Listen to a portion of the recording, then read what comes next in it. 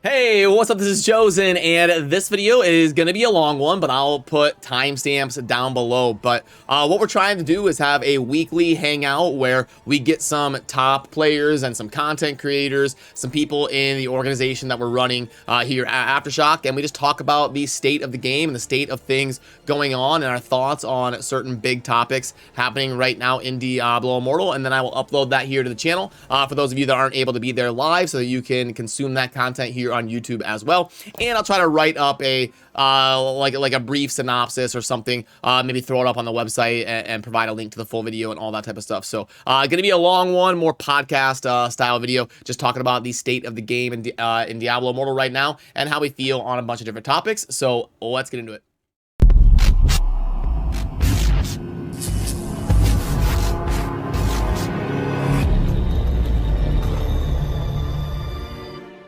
No, there is no such cap. Really? I don't. You got 20 yesterday? No. I feel like there is. It's because, so this is a common thing I've received, and it's because Echo Hack refuses to call it a soft cap. He calls it diminishing returns, which, I mean, like the way I use the definition of soft cap, I don't know if there's like a technical definition. But it's like, okay, once you reach this soft cap, which in this game it's 7 for hidden layers, it's 10 for group farming. Then after that, your drop rate's significantly lower. So like when you wait, can it's either 6 you can use, for layers? It's 6 for those hidden layers? Pop this out, put it over here. Yeah, Norsky, we're in the same clan as Darth, our fearless leader, master of all necros. Most skilled Diablo Immortal to ever grace us in the planet. Yeah, Dragon. I actually got a ton of normal gems as well. Like I have a clip. I literally recorded a clip of me getting about like 40 within 12 hours. Because I sit there and I grind Mad King for who knows how. But I can sit up or whatever needs to happen, but no, it's all good. There's still a soft cap. Like the first hour you'll get 10, and then the next 5 hours you'll get 10. That's kind of how the game works. Your right of exile status has changed. Your registration, you've been moved to the roster, veiled. I've been hoodwinked by my own team. Yeah, I think everyone's caught up on the semantics of like soft cap or diminishing returns. It's like, it doesn't really matter. The point is that there's a portion of time where there's higher drop rate. It seems like, I don't have any of the numbers behind the scenes, but I've played the game for like 400 hours at this point. So it so seems basically to you don't be, know anything. Yeah, I just don't know anything. And so, but you're farming your dungeons for 10 hours. You know, your first dungeon's like 4 gems, and then the second dungeon's like 3 gems, and then the third dungeon's another 2 gems, and then you're capped out for the day, in a sense. And then after that, it's like 1 gem every couple runs the rest of the night. You could show our charting. We charted this. You could see there's the first few dungeons we run, there's gem drops, and then it's just none. Yeah, post it in the chat. I'll pull it up. What was I gonna say? So, is the gem cap universal, or is it per game mode? Like, is the hidden layer gem cap separate from the ones that drop in like open world and dungeons and all that? From what I've seen, is there's like different areas of the games. Like hidden layers have their own cap. So if you do dungeon farming and group farming, yeah, 6 yep. Which means you can do 1 hidden layer, get a second floor, and then you're capped out for the day. You never want to do a hidden layer for the rest of the day. Yeah, I need to. So the official statement is that it's 2 hidden layers, but the data mine says it's 6 gems. So there's 2. Yeah, so that was the spreadsheet we ran. Can you post it in the Immortal portal thing? Oh yeah, I posted in the stream chat as well. Oh, you posted in the stream chat. Oh my goodness, the viewers are gonna be pulling stuff up. It's gonna be a madhouse around here. Yeah. Pretty sure So, the like, transmission is going out of my car. Uh-oh, that's not good. Oh no. It's about time, dude. This thing's almost 400k miles, 378,000. Starting to get there. Darth needs a new car. We're gonna have to. So we're gonna raid Darth after this, and he's gonna need donations for a new car. 100% correct. Unfortunately, I need a Ferrari. I'm pretty sure this 2000 Ford Explorer is about to explode on me. A 2000 Ford Explorer, huh? Yeah. It's lasted a while, but it's not wanting to shift in the third gear. The automatic transmission is going out. Bale, you pulled up the one time in my Diablo Immortal career where I had good RNG for a little bit of a stretch there. This has never happened again, ever. Like, 25 runs like this has never happened for me. I got 1, 2, 3, 4, 5, 6, 7, 8 drops in 25. I usually get 1 or 2. Well, just look at the gems. So you and John had not. Don't change the subject here, Bale. I'm trying to to complain about. No, I'm kidding. Go ahead. Go ahead. So if you look, I have been farming that whole day, Mad King. No gems. And you scroll down. If you scroll down, it goes like that for the rest of the day. I didn't get a single gem drop in 60 runs. Yeah, and look at mine and John's just popping off. Like, John got 5 gems in the first 18 runs or whatever. Yeah. And that's because you two just started farming dungeons that day in groups. Yeah. If you scroll down, look at your drop rate. It slows down. Oh, and then look, all of a Later sudden, on. yeah. And Our Smiley tire wasn't just getting started any that either. day. Yep, Smiley had been farming that whole day. Darth had been farming that whole day. There's no gem drops. It's just because, like, first 10, super high chance. And then later on, it just goes away. Yeah, and we didn't. So it looks like, you know, for me, it started to slow down around. Yeah, you got to do like 25 runs a day. So we need to get that rolling. We need to get a group going and do like 25 runs a day. Yeah, it also works for open world farming, I believe. Although I'm not sure if those are two separate areas. Like if dungeon farming is a separate area than open world farming. I don't know about that. There's supposed to be literally 0 diminishing returns also. Like, that's the official statement. So it's frustrating to me if we're actually experiencing diminishing returns. Yeah, I don't get that. Like, I feel like this is like a semantic type statement from them. Like, yeah, there's no diminishing returns because the first 10 are 4x chance or whatever, and then the following are normal chance. So therefore, there's no diminishing returns. You know, like something like that. The exact detail of that is that there's no boosted drops except the first 4 yellows of the day get 400% boosted drops for your first 4 yellows, and then you get guaranteed legendary the first orange. Now, I don't know when the reset is. I don't know if it's 24 hours of any period you log in. I don't know if it's reset at server time. I don't know how they do the reset, but that's what it is. And then they have the separate caps for the other stuff. But there's supposed to be absolutely 0 diminishing returns on both legendary and set items anywhere in the game. I get that the whole community is talking about this guaranteed legendary from your first orange. It's flat out not true. Like unless my account's bugged. I've had like 50 straight oranges not drop a Lego. I just don't see how that can be true, because every single time I've killed the first one, they have got a legendary. Yeah, it's definitely not true for me. Like, I guess I'll have to like be streaming it to have the VOD for proof, but it's 1000% not true. At least for me. I'm gonna go find an orange right now. Yeah, I guess I should too. I guess I should, because it's definitely not true. Not kill one in over 20. We just need to not kill one in over 24. One, and you're killing. I don't know. It could be a lot of bugs in this game, to be honest with you. So it could be not intended, or it could be intended. I don't fucking know, but it's supposed to be that it's literally guaranteed every time. That's what the design intent is. Yeah. And so if it's not, I need to report it. Yeah, I wish I could see it. Some of this stuff when I'm streaming. That is what it's supposed to be. Yeah. I mean, I have that same experience in that, like, I've had a guaranteed legendary. Honestly, when we first started finding the oranges, I thought they were always guaranteed legendaries because of how common the drop rate was. But I've had the experience where I've gotten at least one a day from these oranges. But that's I mean, I'm assuming the reset time's on daily reset. I don't see why they would ever do a different daily reset. What we should all do is just no one kill one for a 24-hour clock for yourself. Like regardless of anything, just set a clock, wait 24 hours, then kill one, and after waiting 24 hours, we know for. And Man, we should start, Veiled, we should start charting the gambling. Because do you do your gambling every day? Usually not. Because yesterday I went It's over. about 1 in 20.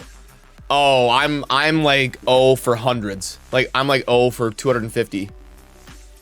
Bro, how do you have the worst luck? Dude, with literally everything? I'm not exact. I was streaming. I've been streaming a lot. I've never gambled the legendary. It's never happened on my account. Wow.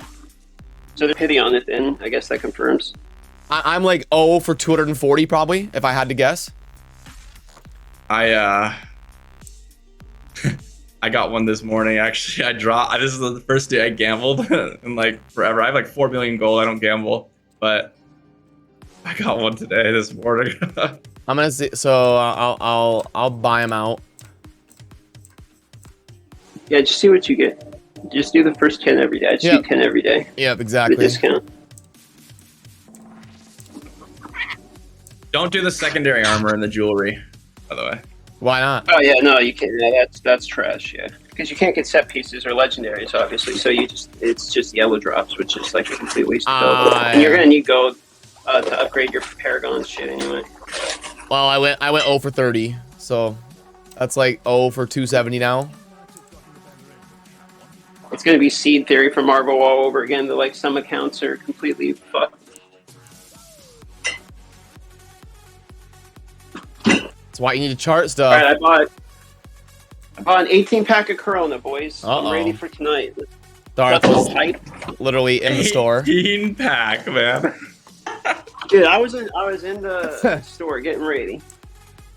I spent $100 and bought fucking gem fragments just to level my gems. I got to over 2K combat rating. I figured today's the day that, we got Riot Immortals. So the last big whale happened. Oh, dude, I sold some topaz at 280 a pop. Woo! I sold it for even more because I crafted it up. I sold mine for That's a hype. Yo, Capper, what's up?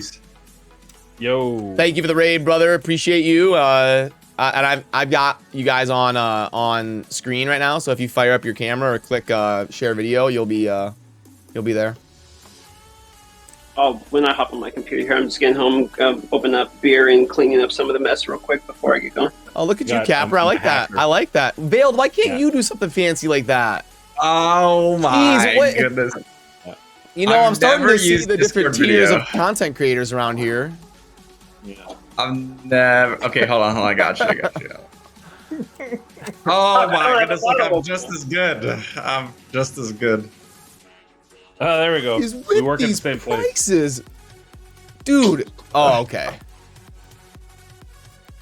How the fuck do I not own a bottle opener?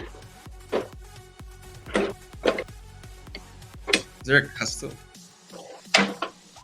Oh, wait a second. This is your first beer where you've needed one? Probably. I guess in this home, I thought I hadn't been buying that many beers lately. I guess you're probably right. But I thought that holy shit, I actually don't own a bottle opener anymore. Well, fuck me, I guess. Corner of a good desk. A corner of a good desk, just slam down on the... Dude, sapphires are 350 right now. What's going on? Oh, I need to check that out. Okay, how's that? Oh, it's flipped on the wrong side. Well, we'll do that. Oh, there you go, Veiled. Okay, Veiled, you're back on top. Capper, Welcome you've to been Darth. he's leapt over you. Welcome to Darth Microtransaction ASMR. We did have the leaves the other day. Today we're getting the looking for a I'm bottle sorry, opener. I'm trying to open up this goddamn beer somehow. I'm getting gated. I'm paywalled by a bottle opener right now for this fucking beer, and it's pissing me off. Darth's paywall. It's pay to win. You got a microtransaction has popped up for Darth to get a bottle opener for access to his alcohol. Yeah, but the bottles you are would pay think to it would win. have been in the.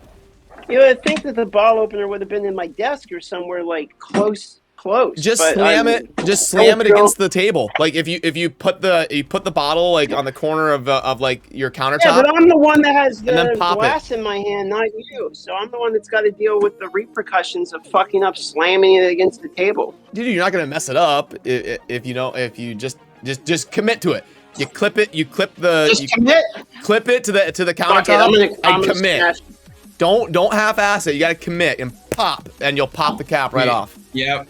We used to get the old bottled Coke. Fucking committing. bottle. thing. I'm committing. Hold on. I'm committing. Do it. Hold on. Stream it, Hold Darth. on. Commit. Hold the bottle by the neck. Grab your lighter, the backside of a Bic. Yeah, there you go. Wedge the Bic lighter between your thumb and underneath the bottle cap. It doesn't and pull. work. It doesn't work, Capper. I've tried this for fucking years. This shit does not work for me. I can never open these goddamn beers. Everyone are always telling me how to do this shit. Yeah, And I it shows swear the chat is right. YouTube it. How to open a beer without a bottle opener. I've seen all of them. I did none of them work. They're all clickbait. It's too good. Here, we're gonna. That's funny, man. Oh, I got a fork. I'm literally gonna use a fucking fork. I think it's work. Tell you what. And then those little things that like stick out the sides so I can get the little. You're supposed to be the market connoisseur. Why didn't you craft up your topaz to rank 2? You're right. Well, because they were selling for so well. But you're right. Yeah. If they're selling for over like 300, it's not as big of a deal. But if you're gonna list them for 190, then yeah, absolutely craft them up. Yeah, I just sold a rank 2 topaz for 1100. Ooh, but see, that's like the same as 350 almost, you know. Yeah, it was about a little bit over. But yeah, I no, mean, you're it's absolutely. 50 more platinum. Pro tip for everybody out there: you want to go to the gem connoisseur, any of your ones that can sell, you can pop them up to 2 like once a day. It's a good little Fucking hate this beer. Should guys know the goddamn beer. good little stock market tip here. Yeah, the cans were free to play. You should have gone with those. Ow, I'm like actually cutting up my fucking finger trying to get to open up this bottle. Like I'm getting more and more mad by the minute. We can't have that. We need our fearless leader to Yep. dive into the battle later tonight. Come on, Darth. I'm getting bloodying up all of my fucking knuckles trying to scrape this. I literally use a butter knife because I read your chat and some idiot's telling me to use a butter knife. Trying that shit don't work either. None of Whoa! these Shots fired at the chat over here. Fuck the chat, they're wrong. And now my finger looks like a bloody stump. Oh no! Oh no! Okay, so now I don't have. Oh, I do have some topaz left, but they can be traded. Man, this 3 out of 5 Swenson's is selling for 34k. I'm never gonna sell mine. Yeah, probably not. Okay, we got a market tradable rank 2. That's the bee's knees right there. You get market tradable rank 2s. Can I craft multiple ones at once, or can I have to upgrade one at a time, or what here? Our opponent is the AI. It's like Running running a with vault. the 8v8s against AI. Yep, it's like running the raid the vault. Those type of people. You know when the Immortals come up? Yeah, it's Okay. pretty silly, easy. Well, compared to some of the other shit you need to do, yeah. Yeah, still want our best players, but I think Yeah. it shouldn't be too bad. I'm looking at if anyone's in the chat or whatever, if you want to check out one of the other Aftershock creators, they're streaming their challenge of the Immortal currently. Cold Brew, he's about to do his 1v30 with all the other clans, and then it goes into a free for all. So I'm interested to see how it transitions. So this is fun. Yeah, we need to get Cold Brew in here. Let me tag him. Is he streaming? Yeah, he's streaming right now. That's what I was saying, like on Twitch. So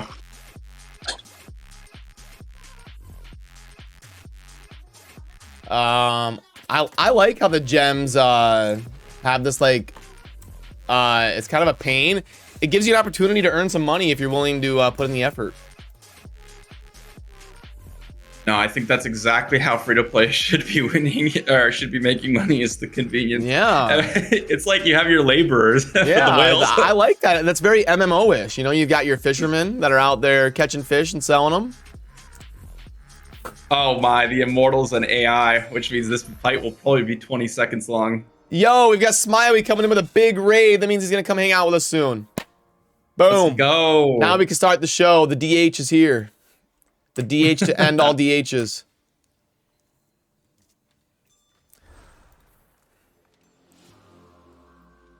I'm teaching Vale how to make money in the shop, Smiley, so come join us.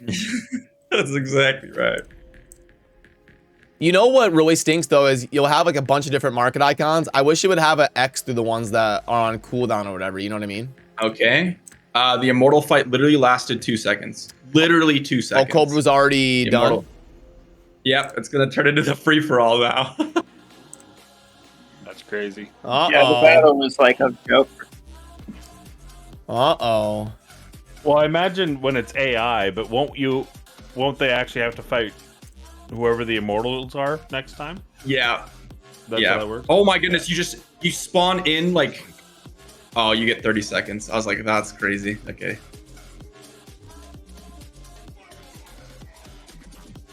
Oh boy, this is Kind of intense. Like, yeah, apprehension is building. like, all comes to this. Doesn't matter how good your whole team is. Doesn't matter how good your clan is. How organized. Oh, it looks like the clans are like breaking off into 1v1s between the clans. That's what it looks like. Look, they're all like positioned across the map.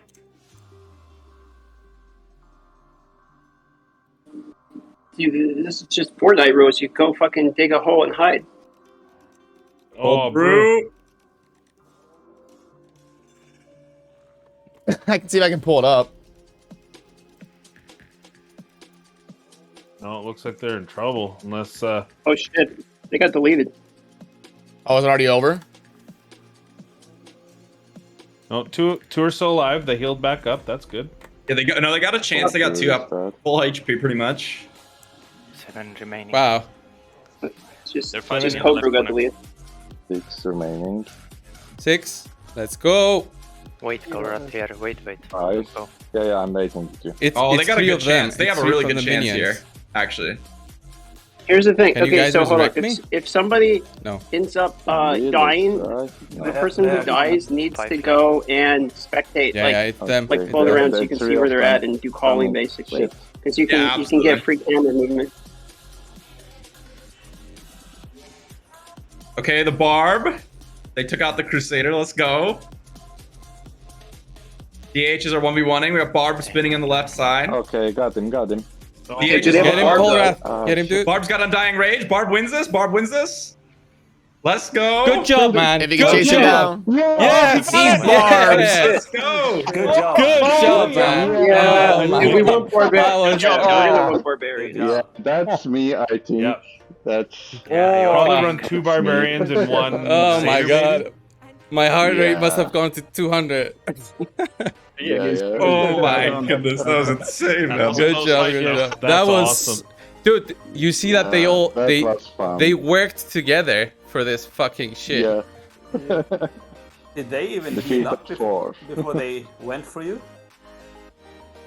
Yeah, They healed were- up Wow. then, so I He think, had That was the nice. guy Dude, had what- Phoenix Ashes. He Maybe we should put propped it, triple fucking but barbarian in there. just boom went for it. Good job, man. Darth, you have to go. Ooh. Yeah, You're gonna change class. that was very close. You're right. I combat. have to go. Oh my Yeah. god. Well, I mean, Oh I'm my 2K combat God, rating. good I think it's job, about as good as job. I'm gonna get. But to Well, be honest, bro, I've been doing a lot of it's PvP 6 lately, and I hours. feel weak as fuck. Is Like, it? I'm getting absolutely brutalized in PvP.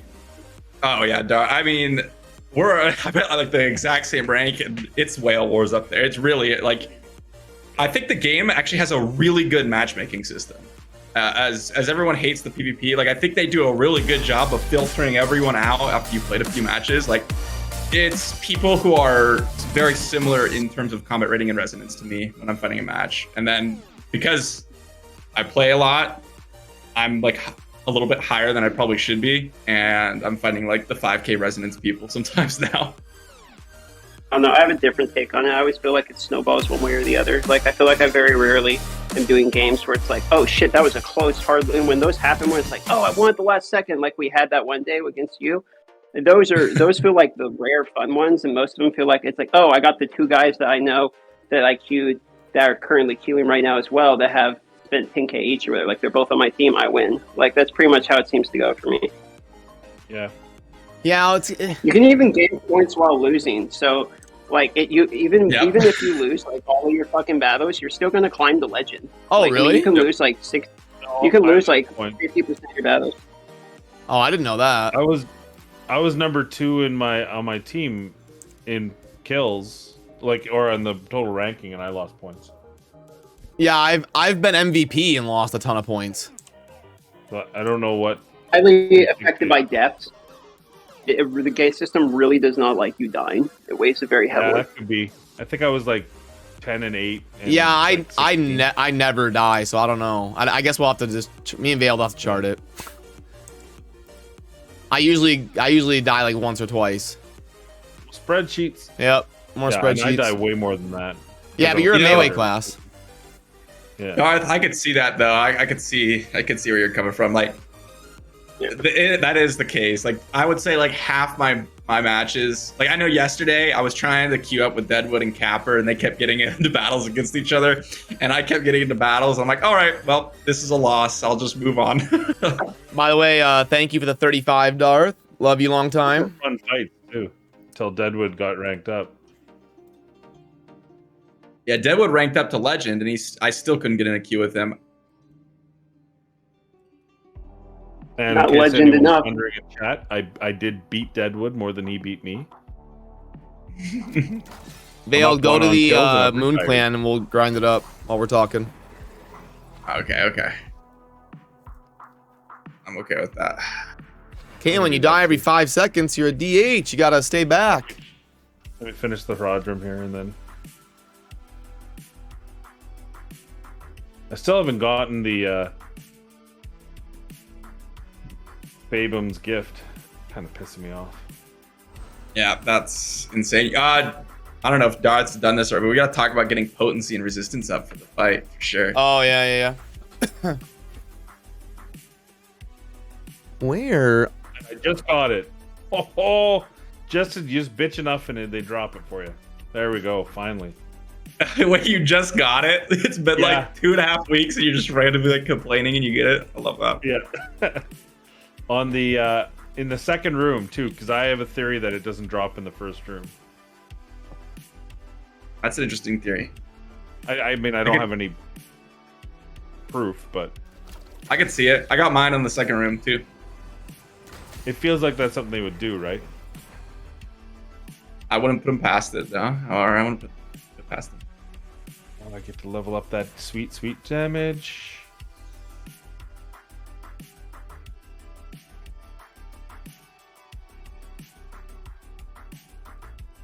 All right, Vale, you there yet? Yeah, I'm here.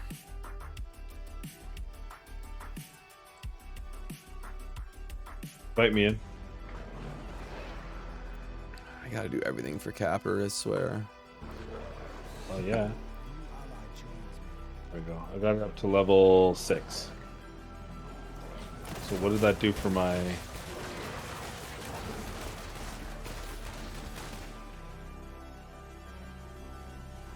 Can't tell. 1741 combat. I don't know if that's good or bad anymore. Oh.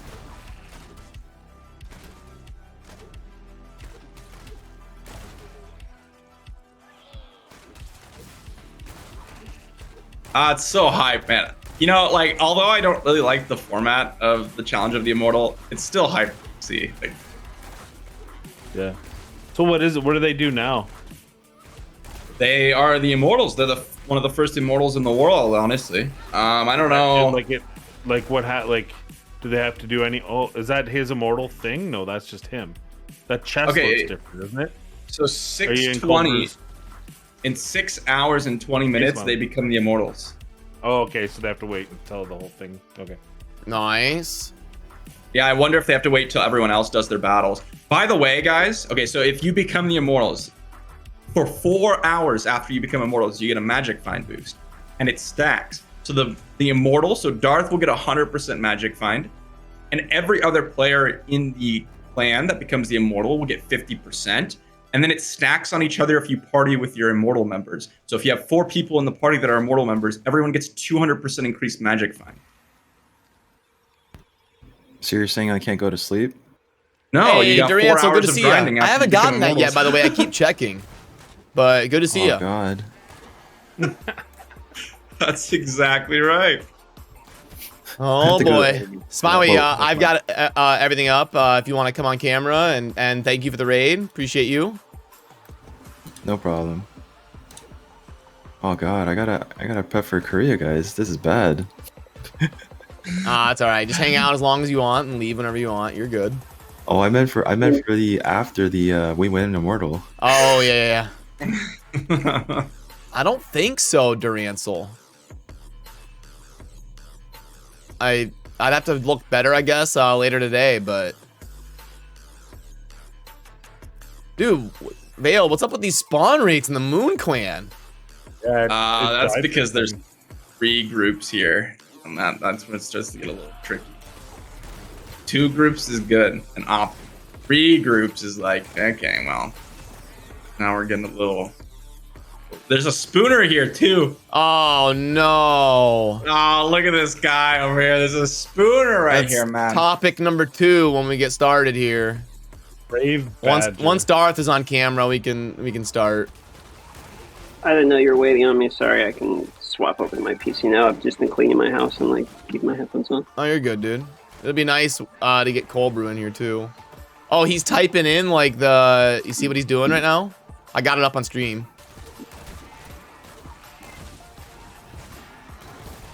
Yeah, you can name the rain whatever you want. Just fun. Funny. We had Colorado. Yeah, I like that. How do I change my I'm colors? naming the rain, by the way, boys. It's going to be the rain of the mouth-breathing fucking idiot. And let's see if the game lets it happen. And just the Wells, or they just put the Wells. Like Wells ruin this game. That should be the name of the rain. Just really get everyone salty. You should just be like free to play. Yeah, but it's $0 spent. Oh, that would absolutely. Oh, I know it would trigger people. That's funny. They're not The free rain to of play. 100. I watch them stream. You're lying. You're not free to play. I think that's exactly what would happen. Never. To be honest, that's a great idea. Although we have to name it Aftershock, don't we? Isn't that part of our obligations? Our contractual obligations. No, I don't know. We can have fun with it. It's fine. Or you can make the rain name like Aftershock and then say the declaration is. What if we don't even win, though? What Yeah. if you don't even win? Well, if we don't win, then we start the grind of trying to steal it. If we don't win, Let's if we don't debate win, we this for a uninstall. second. Yeah, so I have some serious thought about this for a moment. So I'm a necromancer, and I think what we should do is we know for a fact our major competition is the top 3 necromancers that are not on our clan. We know we got those guys, right? Those are going to be our big problem, and probably the 3v3 is going to have like 2 necromancers in it, most likely, right? Are we all on the same page there? Oh. Yep, probably. Okay. Yep. So if we're all on the same page there, then we need to figure out what counters necro and build around that, right? Yeah, Because absolutely. if that's what it's going to boil down to is Necro 3v3. counters Necro, in my Yeah. opinion. I mean, does it? Here's the thing. It depends on which build they're going. Because if they're going the CC build and they have multiple Necros, they don't really have any damage. Trust me, I've played enough Necro to know. Like, you don't have, you either have damage or you don't. So if they're doing bone walls, then really all you need is a couple people that can ignore damage long enough, and the annoying shit they do with the bone wall is to just run in and kill them. So what I think I'll do is bone armor plus bone immunity, right? Yep, Immune exactly right. everybody, get barbarians to run in and CC them down. Necros, once you blow their wraith, have no way of dealing with peel other than their bone armor and wraith. So we need people that can chase them down constantly. Like monk shit on me. I don't know if we have a good monk, but like barbarians and monks are like the biggest problem for Necro. Yeah, dude, we got rolls. Maybe rolls. That's why I dropped him in the warband. In rolls, we trust. That's the guy right there. That's why I got him in there. The problem So with do we know our, So He's got Kyra's 2,400 got the day residents. off. Oh shit! Yeah, that's good. Yeah, well, Kyre's our best barbarian. He should definitely be there. Yeah, I think it's Kyra should Wolf, be there. Kyre, and you. I think that's a pretty good trio. Yep.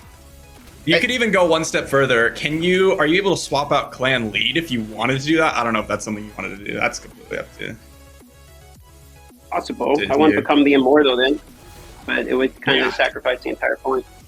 Yeah, so I don't know if that's a good idea, but that is, I guess, something we could do if we really wanted to. It's a possibility. Do we have somebody else then that would want that position? I mean, it would kind of change things up quite a bit, and we'd have to have somebody that is not going to fuck around with it. And it'd have to be a class that's better in PvP than Necro, and I'm 2K rating, so it'd have to be someone above 2K rating, better class than Necro, that we trust. But I think your immunity is what makes it work. So why wouldn't you want to Necro there? No, I agree with that. I think CC immunity is one of the strongest abilities in the game, and like, while they could run damage necros, I feel like if you're running a damage necro, you're just not as like. I think that build quality is just not as good as as many of the other PvP classes. If that makes sense. Like, I think the Necros CC have a build. problem. No, go ahead. I was just going to say, Necros have a problem when you go damage build, that the damage is only continual in one location. You either run past their minions and they don't do damage anymore, or they do like Corpse Explosion and AoE burn in an area. So if you're highly mobile, aka Monk and Barbarian, where you're dashing and running past everything, if you run onto the Necro and past their horseshit, they have nothing. It's basically what it boils down to.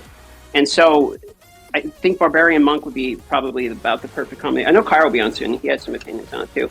He's supposed to be on any minute and was going to join. So what I might actually do is let me call him real quick and see if I can get him into the conversation, because we probably want him for this. Well, we saw Cold Brew get deleted really quickly as a satyr, so I think in theory satyr's good, but in reality, I don't know. I don't think he went with the right build. I think he went with a standard Crusader build. I think that's not the way to go, personally. I think what Capper runs, honestly, in our Ancient Arena is the way to go. I think running 5-second immunity is game changing. Actually, I actually think it's game changing. Yeah, that's a really good. It's a really good build to just basically be there to. You run banner. Like, I don't run banner, but for that you'd probably run banner, the 5-second immunity, the slow consecration slow.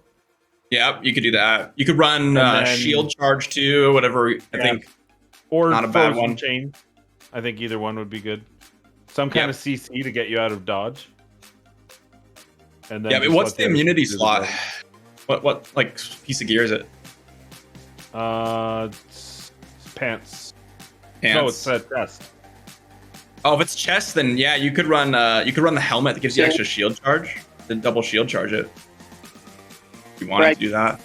Invite to can you send an invite over to Kyre? Is he not in here? Oh yeah, for sure. Sorry about that. I mean, he didn't want to join because he said he thought that you were purposely trying to keep him out of this. Cause no. I guess I just messed that up. My bad. Yeah, he was saying that he really was disappointed because he just wanted to be part of this conversation. No, he knows better than that. Let me get him in here. He'll be on in a minute. I think he was at the store. He's about to hop on, so I'm just messing with you. But he needs an invite still.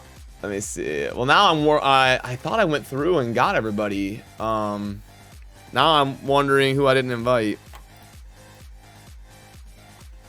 All right, lads. I'm gonna go join the Ransel here, in this farm. What are we doing? I'm down to farm something. Yeah, let's do it. While we're talking, where are we going? Durancel, you didn't even hook me up? Okay, that's fine. No, I know where I stand now. You talked to Veiled and not me. Okay, that's cool. This is what happens. This is what happens when you they get COVID. Yeah, what are you doing? You get sick and your friends just abandon you. That's fine. Yep. I need to farm gear. Invite me, Veiled, and I'll. Oh, what's up, Devin?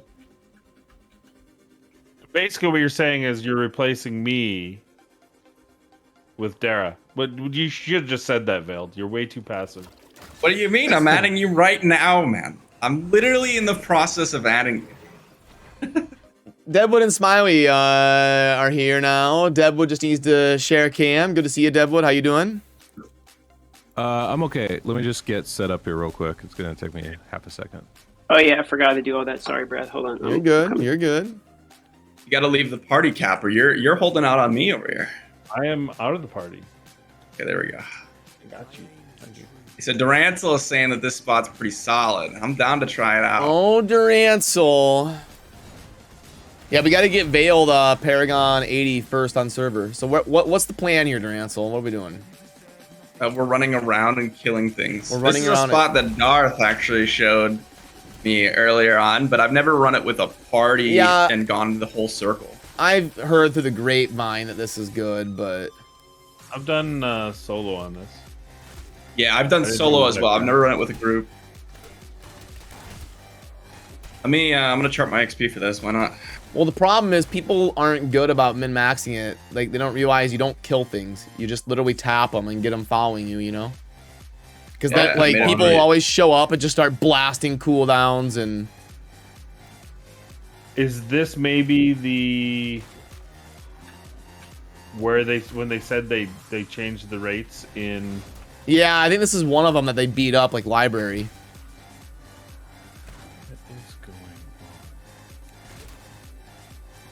Because, man, there's no way I used to do 2 circles without seeing.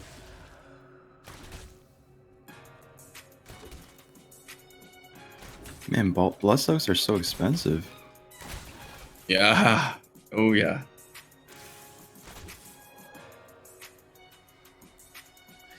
I mean, here's the thing, like, I don't mind testing it to where, you know, people are killing the monster because it's more realistic anyways. Like, if it's hard to min-max something that's in the open world, if that makes sense. Yeah. What's up, guys? What up? What's up, Cold Brew? Yeah, hey, good job on the win, dude. Oh man. I was streaming it. I was watching. That was closer than I thought it would have been. They ganked up on us on the right side of the map, if you saw it. Yeah. And they probably saw on our stream that we said, okay, we'll go right side. The other clan would go to the left side because we made a deal. And apparently they had a deal already. 3 clans. It was the Immortals, Veiled, the Reapers, and... Are you on that? Yeah. Am I on? I've not made any deals with other clans, no. Because we don't want to get ganked up on, you know? Oh, it's gonna happen anyway. Like Cold Brew made the deal and they double crossed him. Don't trust anyone. I don't think Covenant's the type of clan to go and make a deal with people. Like, I don't think that's what they're gonna do. Personally. Maybe I'm wrong. What happened was that they had a separate deal themselves, 3 of the clans, and they knew that we were going right side, so they came in and waited on top of us on purpose. And yeah, that got messy quick. Yeah, I saw. By messy, you mean you died quick. We saw that. Yep. The poor satyr. But the leader has to be there, unfortunately. Yeah. So yeah. I guess. Colbert, what's your combat rating? 1800. Ah, okay. Okay. Yeah. What's your? And I'm gonna damage use like this that? buff. 4K something and 45K, I think. I was just kind of trying to gauge who you were fighting and like how strong they were. I don't know, cause I couldn't inspect them beforehand. Is your server like our server? I would say is pretty tame in terms of pay to win players. Like we have, I want to say like maybe 5 people that may have spent over $1,000 in the game on our server so far. And how is it for your server? Are you like over there getting crushed by people who are spending like they got full 5 out of 5s or something? Those people we have them in the clan already. So yeah, there you go. Got it. Yeah. Wasn't much of a problem there. Aftershock Euro's crushing it over there.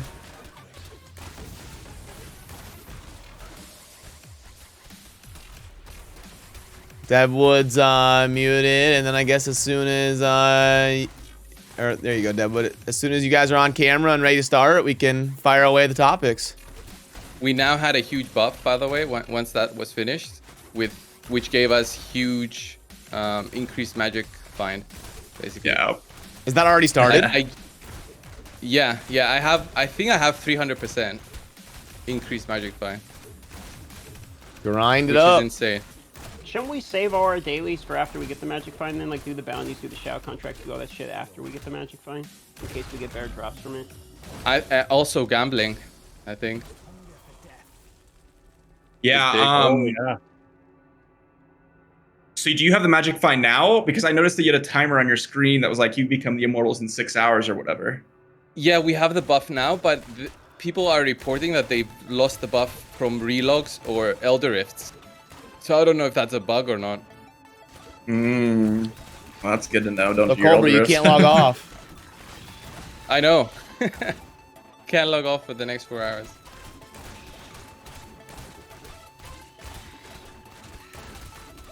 Well, we know Cobra. I don't know about this spot. I don't know about this spot, guys. You don't like Xavian? No, I don't like this area. There's no one close enough to give me XP. For me, it's been just as good as MC. Where are we farming? I need a group. Yo, Yo, what's up, Kyer? There he is. what's good? I didn't.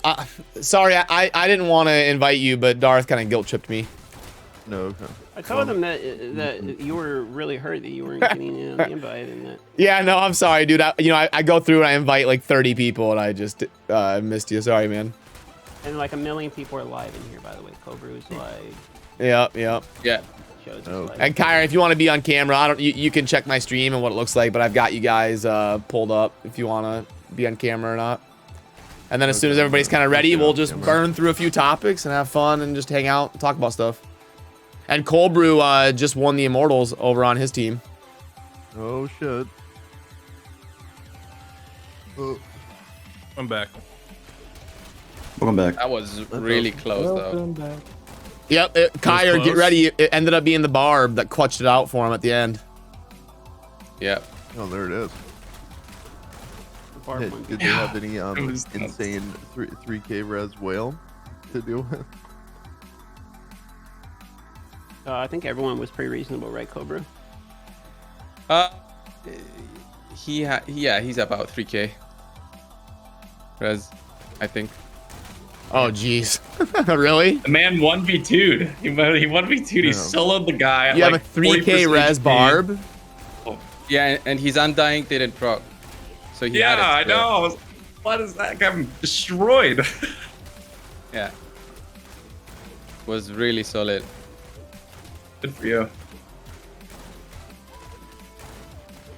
Hey, did I lose the buff now? I think Barb is like super good when you're in such a small battlefield like that. Like they can't really get stalled if you only have a couple players. But it was very quick. Like the Immortal died in seconds. I didn't even realize what happened. He just died, boom. And then everybody just piled on us on the right side of the map. Oh geez, it's like you gotta be ready the second it, it Yeah, goes. yeah. Yeah. It gives you about a 20-second. Fuck. Yeah. And make sure you're wailing out for your 5 out of 5 Phoenix Ashes before the battle. Right. That's right. Rank 10. Rank 10. Get it done by tonight.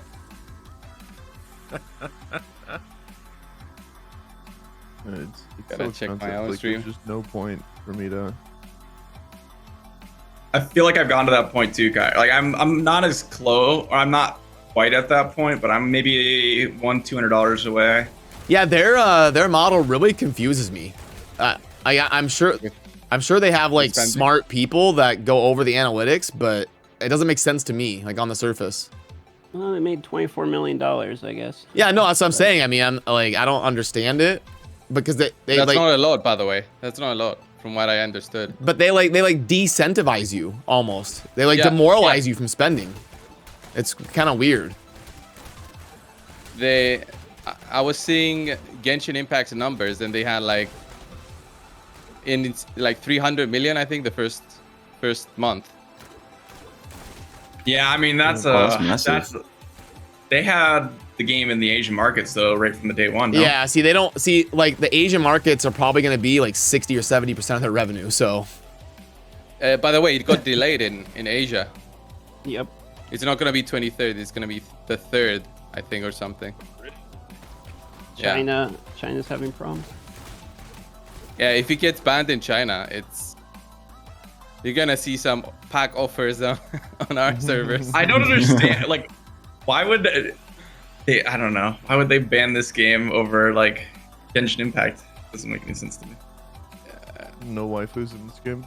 Probably politics. Yeah, that's my guess. I don't.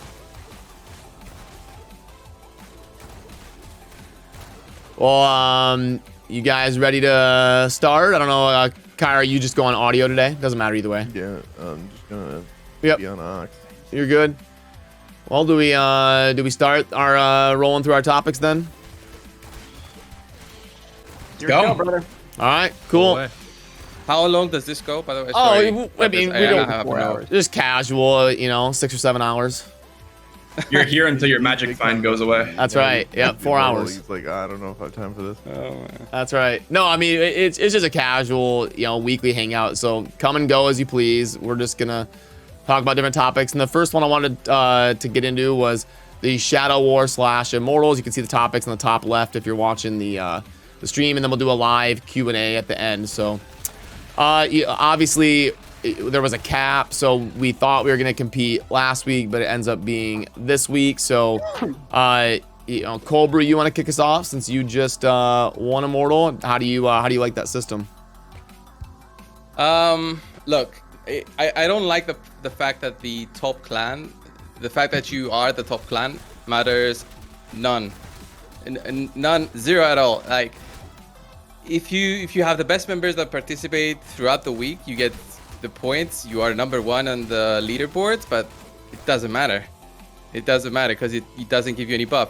If you don't perform well in the Shadow Wars, you don't get to be top 10. If you're not top 10, you don't participate in the wars. And then once you participate in the wars, it's that randomness of the 3v27 that happens at the end. Which, there's deals between the Shadow clans and stuff can happen. But yeah, it was definitely like a fun experience, PvP wise. Yeah, it seems like it seems like they could almost have like a series, like at least like a best of 3. You die, you chart the winner, because it's such a big deal that it'd be fun if it lasted, like 20 minutes, and you have like a best of 3 where you had to at least confirm it and win twice or something. Yeah, that would have been better in terms of forming strategies, maybe stuff like that. But There's your hidden lair. There we go. It's also it's weird that you have 100 people in your clan and it comes down to 3. Yep. Yeah, I don't like that at all. I don't understand what could be their logic on that. I mean, you got 3 high spenders. They just want. Exactly. It's all about whaling. It's like getting the and whales of the whales. it has to be the leader of the clan. So But- the leader has to get stronger, basically. From their perspective, wouldn't they want like 15 people whaling instead of 3? Yeah, but You'd then think. you would leave more room. Yeah, you have for- 1 from each, right? I mean, in this game, I think we all know that it's like the 80-20 rule, but 199. Like 1% of the spenders do 99% of their income, just the way it is. So it's like I can see why they're consolidating down to less and less and less rows, because it's competitive then within your 100 people to get into one of those spots. Like it's competitive right now. Like Veldshot's not even going to be in the fucking 3s. You know what I mean? Yeah. At this point, Yeah. like, it's hilarious to the point of like you have to literally just spend a lot of money. Like that's it. Like it's just spend a fuckload of money, or you're not in the 3. It's that simple. And I think because of that, people are literally going to spend more money. I don't know how much they care about being in the 3s, but being in the top 4 definitely matters because of the whole Immortal system and the officers and all that. the way you pick your butt buddies in the game. Oh, there's level 2. Yeah, I mean, I don't know if any of you saw or watch JT's All Business or watch Darth's interview with him, but it's like he had Shadow Wars, right? 10 people showed up for his clan, and he crushed it. And then he goes, he's probably going to take Immortal. I wouldn't doubt it because of how much just pure stats he has. Like he has no people showing up in his clan for the Shadow Wars. He's winning. He's top 10 clan. He's going to go participate in the challenge in the Immortal and probably win it because he's got 100k damage or 10k damage and 100k life. Probably. Yeah, it's interesting, and I'm sure we're gonna learn a lot more about it, getting to see it firsthand here. So far, we've only seen kind of the secondhand view of like Cold Brew and some of the people that have done it. It's such a waste. You put in all that effort to organize a clan, Right. get all these people together, and it comes down to 3 people and who spent the most money. Yeah. Yeah, I feel like the clan was getting disappointed because they really wanted to be a part of the whole thing, and they were asking me about, okay, what do we do tonight? I'm ready to go, and I said, guys, I can't get you all in there. It has to be the top. And yeah. You know what's funny is becoming the Immortal is actually so much more fun because those battlegrounds have to be filled with 8 players. So when they run the 10 shadows against Immortals, you have 80 players of your Immortal clans participating, all at the same time, which is crazy fun. Like that's so fun. That's gonna be great fun as well. Because if you manage to defend that, then you are one more week as an Immortal, basically. Yeah, I mean that's such a better system. Mm-hmm. And it's important to note that we may see changes to this. I'm sure the game will evolve a little bit, and once they can actually see all these battles taking place, they can adjust things and make it better. But yeah, it does seem weird that there really isn't a whole lot of bonus to being. But maybe they want it to be like that. Maybe they want the clans with 10 people to have a fair fight against a clan that has 100 and is super well organized. Like they want a system where people, maybe there's like upward mobility and an opportunity for people to move up and make their dent in the world, I guess, is one advantage of making it come down to like 3 or 5 people. Here's but I feel like that's the opposite because you're focused then on just 3 people. Like 3 people should be able to run that way easier than getting, having 100 people continuing to run it. You know what I mean? Yeah. It's even worse, dude, because like it was theorized during the dev discussion with the content creators that when we heard about the system, the 30v1 and the 10 clan, it was theorized the literal best way to do it is to take your 100 members, separate them out into 10 different clans, because there's no need to actually have a large amount of players in each clan, fill up the top 10 as much as you can, and then just run down everybody Zerg style. And unfortunately, just due to the lack of competition, it seems like on each server, getting 10 full, like hardcore pounding clans is hard to do. So I feel like that's almost like correct. You would almost just run 10 different clans and just try to run out everybody else, fill them with whoever that just fills your marks, put 10 of your 100 best players in 10 different clans, 10 best players each, that backpack literally all of the events, and you just fill them with fodder for the rest of them, whoever just shows up, and then you run the server that way. And it's kind of a bummer that before the game even launched, a guy had figured that out. Yeah, you could almost just have each warband be its own clan. Yeah. Yeah, I mean, people, the most people that showed up besides us was 50. The most. Among all the top clans. The second most was like 30. And then third most was like 10 to 20. Wow. It's like... I had a battle where there was literally no one in it. I walked around an empty battleground by myself for 30 seconds. So do you think to fix that? I feel like they should add based on how well you place. Like if you're in the #1 top clan, whatever, based on damage, you should get a damage boost and a defense boost for that. Like, and then they just rank it based on the top 10. Like to make everyone feel like their contribution actually mattered. I like that. That actually goes in line with the way their support system works, where all the other people are like supporting the main group anyway. Mm-hmm. I kind of actually like that.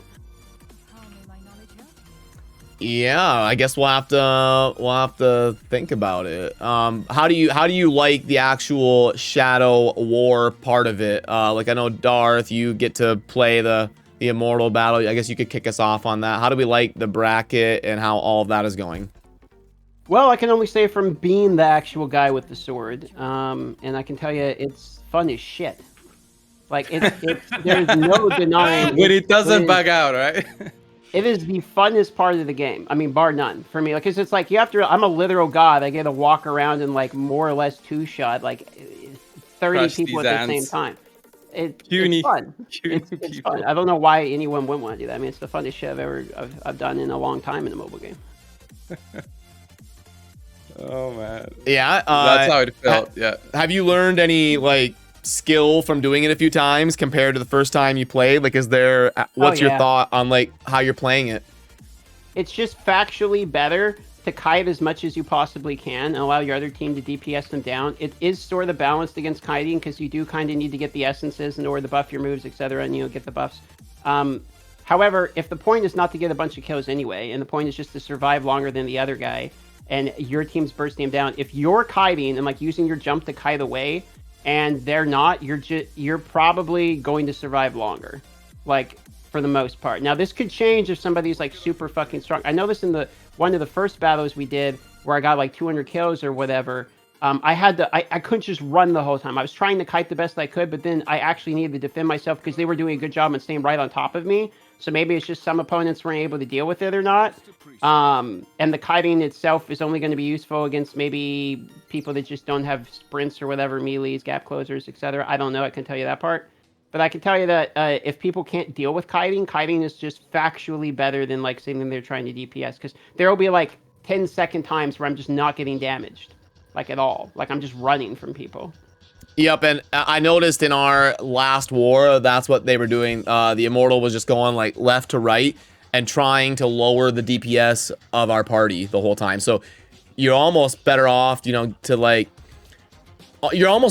split up into like two groups. Like have one stay on the left, one stay on the right, so that you've always got him like in the middle of you or something. I think that's an interesting idea.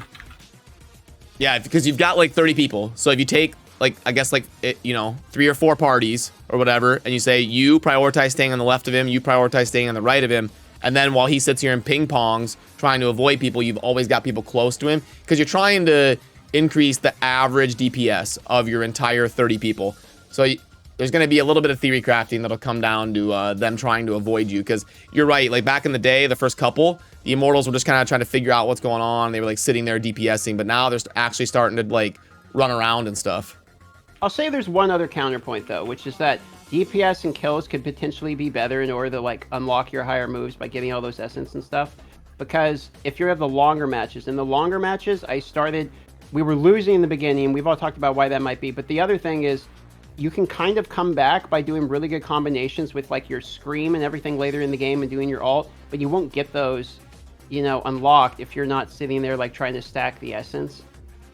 You're only going to get the essence by getting kills. So if the matches are going to go longer and it's more of a fair fight, kiting might not be as good of a tactic. I've only done like 3 of these or 4 of these or whatever it is now, so I've only got to try it a couple times. But I mean, Cold Brew, you've done it too, right? Yeah, I've done it. First time it bugged out, the second time it worked, and it was like, it was an intense fight. I had to move around. The enemy leader was moving around all the time, and our clan just was trying to chase him down. Yeah, it's can get weird. It can get weird in that sense. Even if you have the advantage of people. I think the only problem with that, it's 30 people, not 40. So like they're trying to get, especially with the final battle being a best of 3, they're very much pushing a three-man teams, which is so different from the rest of the game, where it's all 4-man teams or 8-man teams. Yeah. By the way, I'm getting friend requests like nonstop. Yeah, I'm the popular guy in high school. Oh man. There you go, Cold Brew, one of the first Immortals in the world, and he's going straight to the top. Like, hey, Cold Brew, it's me, your friend. Yeah, now Cold Brew's like that guy that got famous, and all the third cousins are coming out of the woodwork to hang out with you. I wonder what the ping is if we just all join the Europe server. I'm just asking for a friend. Cool. Well, is there Nice anything to else you listen. want to touch on before moving to the next topic on Shadow War and Immortals? Is there anything anybody didn't get in there that they wanted to say? Despite And all my another gripes about getting everyone together, it's actually fun to get 100 people together. It is really fun Yeah. to see 50 people in the Discord. We didn't have Discord when I used to play MMOs, so like we would all get in. We used Ventrilo. Yes. And Oh, Ventrilo. and gosh. Mumble.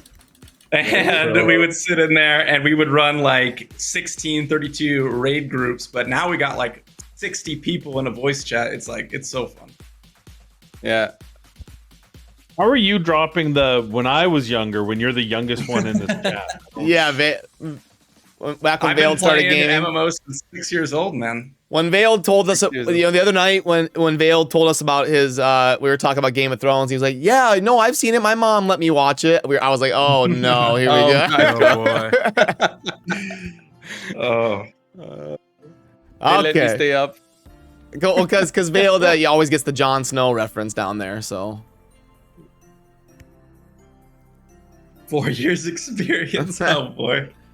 cool. Well, we'll move on to the hot topic then, which is the AFK farming and spooning. You know, anybody not familiar, the spooning is using the conductivity of, you know, a spoon. If you set it on your phone, it will simulate the conductivity of like your finger touching it, and it will hold down the button.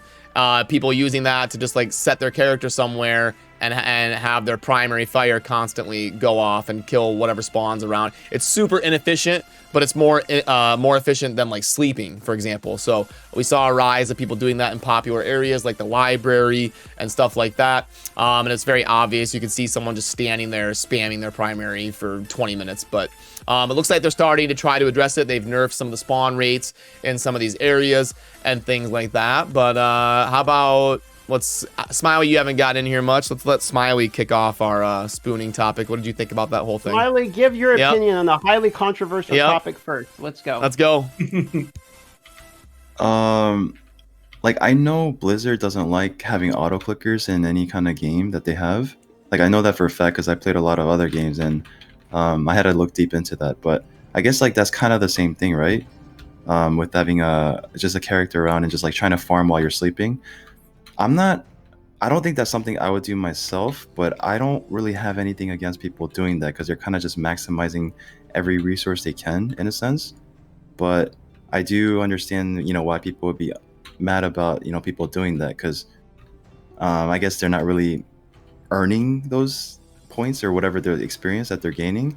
But I mean, I'm really curious about what you guys think more so than what I want to say. Sure. Deadwood, you wanna give your input? I know you're kind of new to the Diablo community, so you might have an interesting perspective on that. Yeah, I mean, I don't know. I think I kind of actually agree with Smiley a little bit. Like, I don't really care what somebody else does as far as a way to farm because, frankly, we could all put a spoon on our phone if that's what we wanted to do. I just think it's kind of dumb. Like, I don't know, like you play the game. Like this isn't an auto-click game. So I don't know why you would want to really cheese it to that point. And I think somebody else made the point where like even if you're farming and getting experience, you're not getting any of the resources to help level up your stuff. And it seems I guess it's not inefficient because you wouldn't be doing anything otherwise anyway, but it's I don't really see the point myself. Like, I mean, I understand it intellectually, but like practically, I don't see much point in doing that. I can really tell you're new to RPGs. It's all about like maximizing your grind per day, and there's definitely a very obvious benefit to. Well, okay, there's a difference between like. I mean, there's a difference between trying to be the top in your server, right? versus playing the game. And I would say a vast majority of people just play the game. And like for those people, I don't see the point in doing that. But like obviously if you're trying to be the top, yeah, every single second counts, right? Getting the efficiency down to the last millisecond matters when you're trying to do your runs. And I can understand if that's the push there, then yeah, obviously being able to just grind away free while you're sleeping is going to give you a bit of an advantage over everybody else. But I'll cut in here too. I just can't get that. I just can't get that upset over it, frankly. I mean, here's how I see it. Like, I'll give you my opinion on this one, which is like it's the exact same way I see gambling on Twitch. Is it something that should be allowed? No, but I'm not mad at the person for doing it. It's a problem of the system. Like the person that needs to address it is the platform. Am I mad that people own fucking spoons? No. Do I give a shit? No. If I was making no content on it and was just playing the game casually by myself, I'd probably be a spooner too. What needs to be addressed is the company who owns the goddamn game says whether or not it's okay, and then deal with it the way they are. I'm hearing they're banning people for it, or silencing their accounts, is what I'm being told. And so, and not officially, but just from other people who have had their accounts silenced who said they were spooning, and I don't know why they would confess to something and just be lying about it. And if that's what they're doing, then that's how it's handled. Like, it's... that's how I see these things. It's always like, I could get mad at the people. Have I reported it? I've reported 0 people. Like, I don't give a fuck. If I walk by somebody spooning, I don't get mad at them. What I think is, there's a symptom of a disease somewhere. I wonder who's going to fix the disease. You know, it's like, that's the way I see it anyway. There's a problem somewhere, and so something bad is happening, you know? It's like, I never really get mad at the people using these things. If it was straight up macro, if you're botting, using macro multiple skills, running around doing stuff, yeah, I think you're an asshole. But if you're like sitting there with a spoon on your phone, it's like, come the fuck on. I mean, like, are we really gonna get salty about that at this point in the game? Yeah, I mean, I probably 90% relate to Darth's opinion because that's what I did today, by the way. Sorry to interrupt. No, you're good. What'd you do today? We had somebody that they reported him to me as you know, AFK farming. So I went there to see, because I was like, I didn't have much to do at that time. So I went there to see him, and he wasn't just AFK farming. He was just like, there was a script there. He was moving around and hitting the air, doing skills, then moving around a little bit more. It was like a set, you know, rotation of skills. Yeah. So it wasn't just the default skill being used. So I just banned the guy, because yeah, just banned him. Yeah, that's the other difference too, right? Yeah. It's like a big difference between scripting something, going to that level of it, and just putting a spoon on. And that's an important distinction to make, because I'll see people like make topics on Reddit about someone botting, and it's like there's a massive difference between like having a third-party program like automate your character running around playing with adaptive AI to use your abilities and target enemies, as opposed to literally just holding down a button. Like, those two things are very different. You know, and they do give themselves a caveat. I read through the terms of service. They give themselves a caveat of like somebody playing the game outside of the spirit of how it's intended to be played, and they can make the decision to take action on people that do that. So I guess technically, like Darth said, we just need clarification. We just need Blizzard to come out and kind of clarify how the policing is going to occur. So maybe I'm like the most radical person here, because like I understand what you're all saying, but like to me, like the only difference between a spoon and a script, third-party software versus third-party hardware. No, like it's literally not you. And then yeah, I guess to me it goes against like competitive integrity of the game. Like if you're trying to be competitive, like it should be you playing the game. And if you're trying to be the top, like that should be your demonstration of skill, not like something or some script running the game. But I understand, like you can't really enforce it without an official statement from Blizzard. Like that, like to me, you can't really do anything from it. You can only just personally accept it or clan accept it or whatever you want to do. Yeah, that's why. That's why I like Darth's point of like, address why it's an issue. Like instead of putting a band-aid on it, just like if you break your arm, you don't want a band-aid, you want your arm fixed. Like just fix the problem as to why it's a thing and why it like there's so many different things they could do. They could make your attack button stop being held down after 3 minutes or something.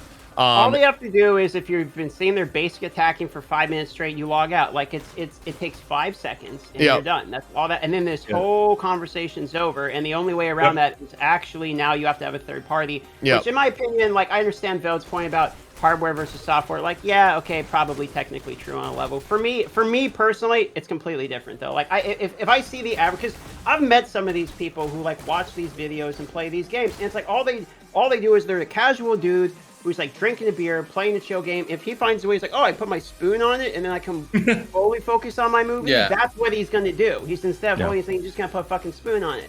And I'm not going to get mad at him for doing that because, I mean, fuck, I get it. This shit's boring as ass sometimes. But, I firmly believe anyone who's using a spoon is probably not going to be the best on the server. I had problem. Now, I've grind every second, picking up gear, salvaging the gears, leveling up my gear. My gear I couldn't level up in the second. So how's a spooner going to do it? You spoon for 8 hours, get 2 Paragon levels. You are woefully behind on your gear. And if you're woefully behind on your gear, you're going to have to go grind for salvage. So you're not really gaining, in my opinion, you're not really gaining anything. It's a lot like Whale and Raid or Ace. They spend a ton of money to get a lot of champions, but those champions aren't developed, so they're easy. Yeah, if you don't have the gear and the books and all that. Yeah. So I don't hate it. From that perspective, I don't hate it. What I dislike is, so as a 4-man group, we go and we can efficiently go to a zone, and it's ruined by spooners. That's what I don't like. The library is now useless because of spooners. It's not because people were getting too much XP. It's because Blizzard was too lazy to fix the problem appropriately. Instead, they just go, oh, we'll decrease the spawn rate. Well, that does is push them to a new zone, a new place. It doesn't fix the problem. And that's what I don't like, is they've ruined something, and like every company always seems to do in this industry, they band-aid fixed it, doing something that doesn't fix the problem. It just pushes the problem out of sight and mind for a minute. That's a good point. Yep. And here's another thing I'll add on to that. Is I think that's a good point, because part of what I like about MMOs is sort of the world building aspect when it comes to the other players, and what immediately removes you out of I'm in a living, breathing world is seeing fucking bots or AFKs. When you sit there and like anyone who's played RuneScape and walks around long enough, and you see 85 of the same goddamn bot, or Lost Ark even, in a row doing the train, doing the same script all together, instantly you feel like the game's devalued. Like, even though your gaming experience is the same, you instantly care about the game less just from seeing it. And so from that aspect, I completely agree. Where it's like, I don't want to walk around all these zones and just see people, you know, just fucking casting. Yeah. Ace was ruined by that. Or, sorry, not Ace. Lost Ark was ruined. I hated going into major towns because it was just watching these trains of level 1... or level 10, I guess, to get to there. Level 10 players running back and forth, spamming.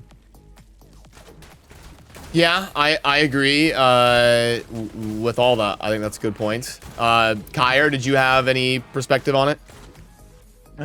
Pretty much the same point as DM. It's up to the platform to fix it.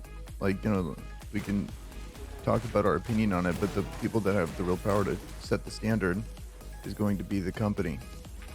To actually make any change. Yep, I agree. Okay, and Spezzy, we'll do a live Q&A here in just a little bit. Promise you, we're just trying to kind of flow through these topics and kind of keep things rolling. You guys ready to move on to talk about our thoughts on the grinding mechanics and everything going on in the game, or do you think we covered that mostly? I think our opinions are all pretty much going to go around in a circle if we keep covering this topic. Yeah. It's all good. Cool. Let's move on to, I had grinding mechanics on there. So I wanted to talk about the things like the Paragon cap and these soft caps that exist, and kind of everyone's enjoyment so far in terms of the end game grind and what it's kind of settling into. So Veiled, you can go ahead and kick us off on this one. Oh, well, I will say that as someone who played the game for 26 hours straight and got to Paragon 2 day 1, and then someone who's consistently one of the higher Paragon levels in the clan, it's super demotivating. I mean, it is one of the most demotivating things in this game. I want to log on. I want to be the strongest person for the Immortal. I could spend 16 hours, or I could spend 16 hours on an alt account, get that to Paragon 30, and then come back and spend 2 hours on my main and get the same value. It's a little sad, I will say, from that point of view. Yeah. Anybody else want to jump in? Agree or disagree? Yeah. I had that happen to me on level 30. It was like the most disappointing level up I ever had. I was like, okay, now what? I don't want to farm. I don't want to grind so much at 30%, 40% anymore. And I logged off for like a day. Barely did my dailies, and I'm now, grinding at a much lesser pace as I was on the first week of launch. Yeah, I'll add in. I'm highly demotivated. Not because I'm not enjoying it. I am. It's just being able to see where my next upgrade in lies and look ahead and basically calculate out the math and know, okay, well, it's 18 hours, 36 seconds, or whatever, until my next level. And it's going to take me X amount of levels until my next rank up, which will give me approximately 4 combat power per item, which means in exactly 36 hours, I will have 24 more combat power. When you can look at it and just see it, it makes you not want to do it because it's a foregone conclusion, which is the way that I feel about the legendary gem system, where it makes me want to not spend money. I'm sure we'll get into that eventually, but it's a fair comparison because I feel like it's the sort of the same thing, where it's like I can math out exactly how much money I need to spend to get to exactly where I want to be in the power and just see it. Like, you can just see it. And so for that reason, it makes you not want to do it. And I feel like games like these ones, in particular, the RPGs where you're ever building your character, you are supposed to look forward to the grind ahead. Like, you're supposed to see it and be like, I want to be there, but you're not supposed to see every single step, and the amount of time and the math it's going to take to get there can be very discouraging. I've never seen that in any MMO to the level that this game is obvious with it. And you could call it transparency if you want, but it's also extremely demotivating. I think Veld put it best. Yep.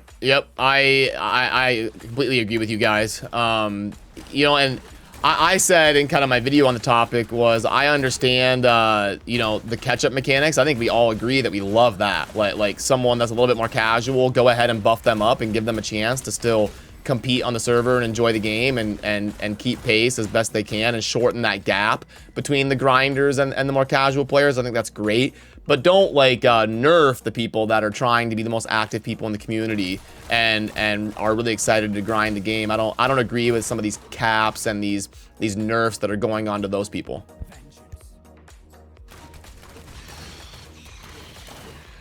Smiley, you want to jump in there? Yeah, so I'm kind of on the other end of it with you guys, because like I said, you guys know that I was away for like 3 full days, not able to play. So I was like, I think I was Paragon 21 when you guys are all like 31 or 30 or something like that, and all it took me was 1 day to catch up in 9 levels. So yeah, but I like that part of it. I like that part of it. Yeah. So I'm trying to get to my point though, but yeah, sorry. Yeah, so I do really enjoy the catch-up mechanic in the game, but I also understand it from, I guess, the people that want to grind harder, that they're not really getting much out of it.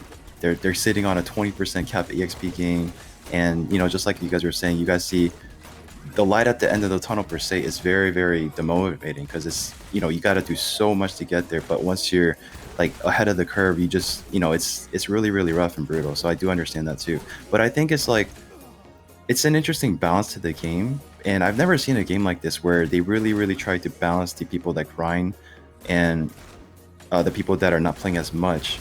And I guess like the people that grind more, but at least they have more opportunities to get more legendary sets or set items, but RNG is RNG, so that's not always going to happen. But I do agree with you guys totally about it just being, or seeing it from your perspective, that it's really demoralizing. And I do see that way too. I think the biggest thing for me, at least, is, we're all content creators here.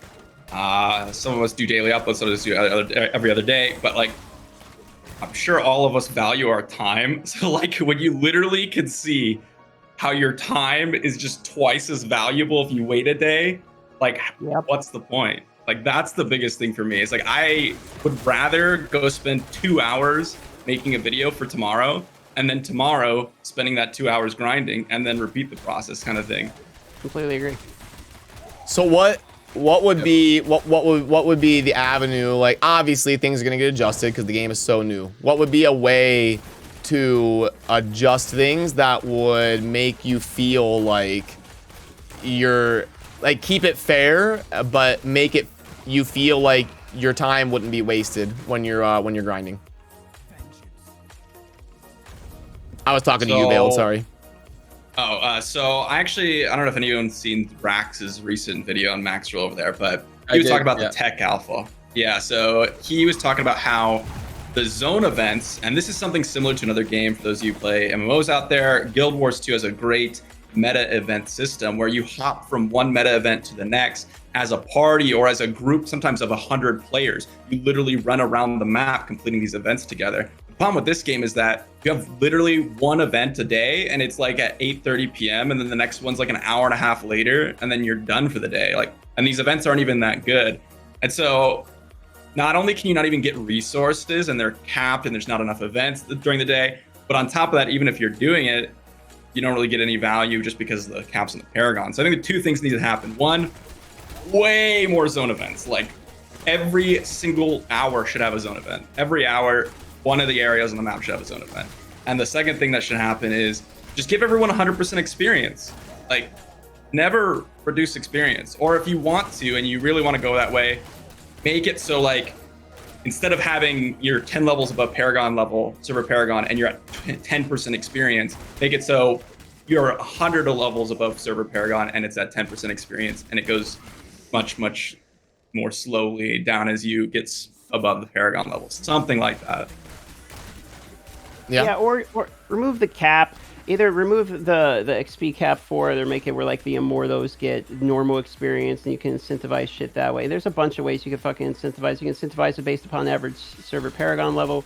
You can incentivize it based upon the highest person's server level. You can remove the 25%, 10% minus, just make it 100% all the time, but then make it up to 400% bonus for the people that are really, really behind. I mean, you could do it a million different ways. And to be honest, I'm okay with literally any of them because the current system just actively makes you want to not play the game.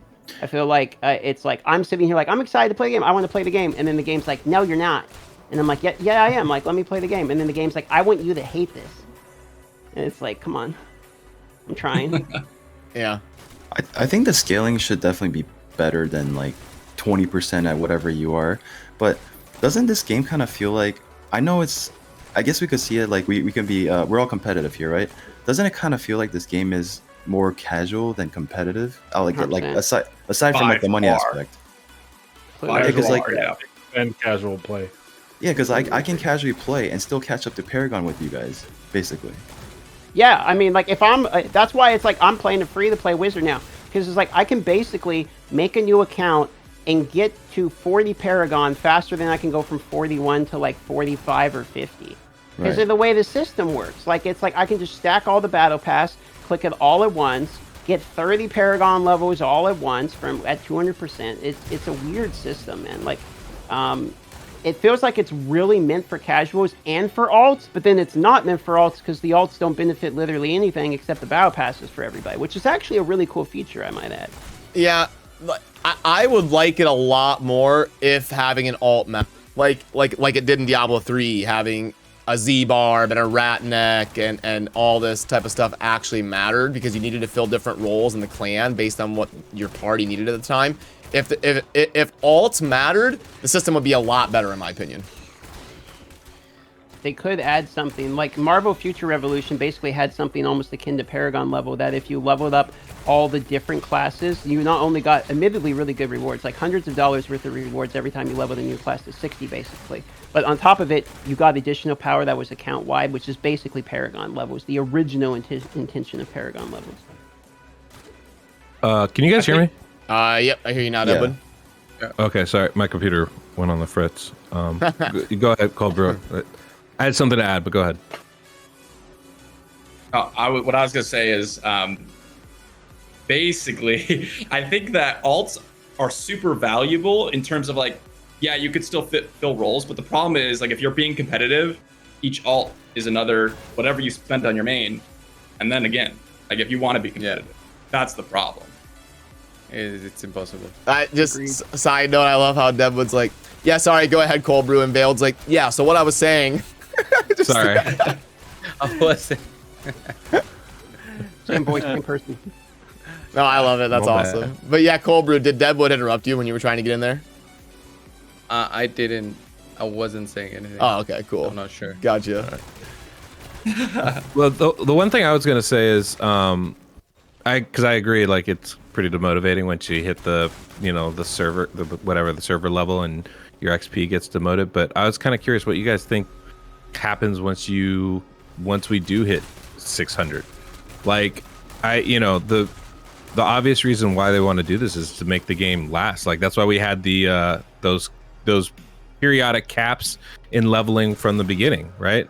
Yes. Is like they need a way to stretch this out, and I'm curious what that means when we do hit that Paragon cap. Does the game only have a longevity for 600 Paragon levels, and then you're done, game. Right? There will be new content. I mean, like they're harvesting money from the launch, and they'll create new content with which to harvest more money from. Like they're not just gonna, I mean, they're gonna do the same shit that all these mobile games we've all played are basically doing. They'll come out with a Hydra boss. They'll come out with faction wars. Like they'll continue it, I'm sure. That's my suspicion too. But I just guess counterpoint is I do like the fact that I don't have to play this 8 hours a day every single day in order to maintain a reasonable level and stay with my clan, right? Yeah. Like I'm stuck here with like the grinders of the grinders, and as much as I like playing this game, I'm not putting in 16 hours a day, right? But I'm still able to stay at a reasonable level with you guys, at least on Paragon, right? Well, what's interesting is they said that they're trying to design the game for 2 to 4 hours. Like they want people to be on the game for 2 to 4 hours a day. That's literally what they want. So I think to be honest, if we're going by what their design intent is, I think they've got it perfect. Which is basically this game is not designed for people to be 12 hours. It's not designed for 16. It's punishing for that. It's forcing you into that 2 to 4 hour spot where they want you to be. I think if every single player on every server was only playing 4 hours max, they would be very happy with that. And because I think it goes to a couple points. One is I think people that spend less hours in the game instead of hardcore grinding are less likely to be burned out, and therefore their monetization goes longer. Like they're still willing to spend the same amount of money per day, but they're not necessarily willing to grind as many hours. Those people will still spend the same amount of money per day longer than the average person who's spending that much money per day than grinding. In my own personal opinion, just from I don't know how you guys feel about that point. Do you think that the people that let's say the person's going to spend $100 a day regardless, the person who plays 16 hours a day versus the person who spent 4 hours a day, the 4 hour a day person's going to be playing the game longer and spending money longer than the 16 hour a day person? Yeah, maybe. Because you like from their point of view, you don't want someone to come in and play for a month and then like do what they want to do and then quit. What you want is a robust player base that plays for the long term, and they're spending money on new content and creating a community that makes the game flourish for long term. So yeah, there's like the problem is I think you can do both. I think you can make it so that people have a way to, like Deadwood said, they don't feel like they have to play 18 hours a day to keep up with their clan. I think you can boost them up. I think you can do both. I think right now they're really hamstringing the top end of it, and they don't really need to. Like if Deadwood's getting 250% experience compared to Veiled, like he's gonna be able to catch up playing 4 hours a day instead of 8. Yeah. It's a funny thing though, like because I've been above the Paragon cap pretty consistently myself, and I think I took 1 day off, and I was like just below, and like within a day I had caught up and passed Paragon level. But what I keep finding interesting is I log in. I literally do this every day. I log in. I'm just gonna do my dailies. I'm gonna do my bounties. I'm gonna do my shadow quests. I'm gonna do an Elder Rift. I'll do 3 battle runs, the Heliquary or the Horadrim, and then I'm out, right? And then inevitably, I'm like, oh, but if I can just get like 3 more levels, then I can do this one thing. Or if I can I need one more piece for this one thing over here. And I end up spending 8 hours playing this game and, hating myself afterwards, but also having a really good time. And I feel like that's kind of the goal there. Like, even if you're at that Paragon cap, you're committed. You're grinding anyhow, right? Like, I don't know how much of the, like, just like from a, business perspective, I don't know how much of a turnoff that is So I don't know that this is a problem from their side of things, really, at all. You know, it's frustrating being at the top and having to grind twice as hard to get half as much experience. But, you know, what's the flip of that? You get better gear. You're getting a bit more resources all the same, right? Like you're still gonna you're making your character even stronger than it would be otherwise. Because that's the biggest difference between my account and your guys. You guys have like triple stats, exceptional pieces of gear. I don't have that yet, right? I don't have those set items yet, and that makes a big difference when it comes down to who's stronger. I think in the actuality. I think and this is something that I guess we're mainly focusing on, like the Paragon level cap, but I think the problem arises really because the gear is locked behind the Paragon level cap. So like, for example, just take my account. I spent on Monday when Battle Pass reset, I spent 16 hours that day running Mad King. And that's because I wanted the new set items, right? And it's boosted drops. I was like, let's get in there. Let's get this Battle Pass grinded out. I have all triple stats on my set items, except for one, which is an exceptional piece.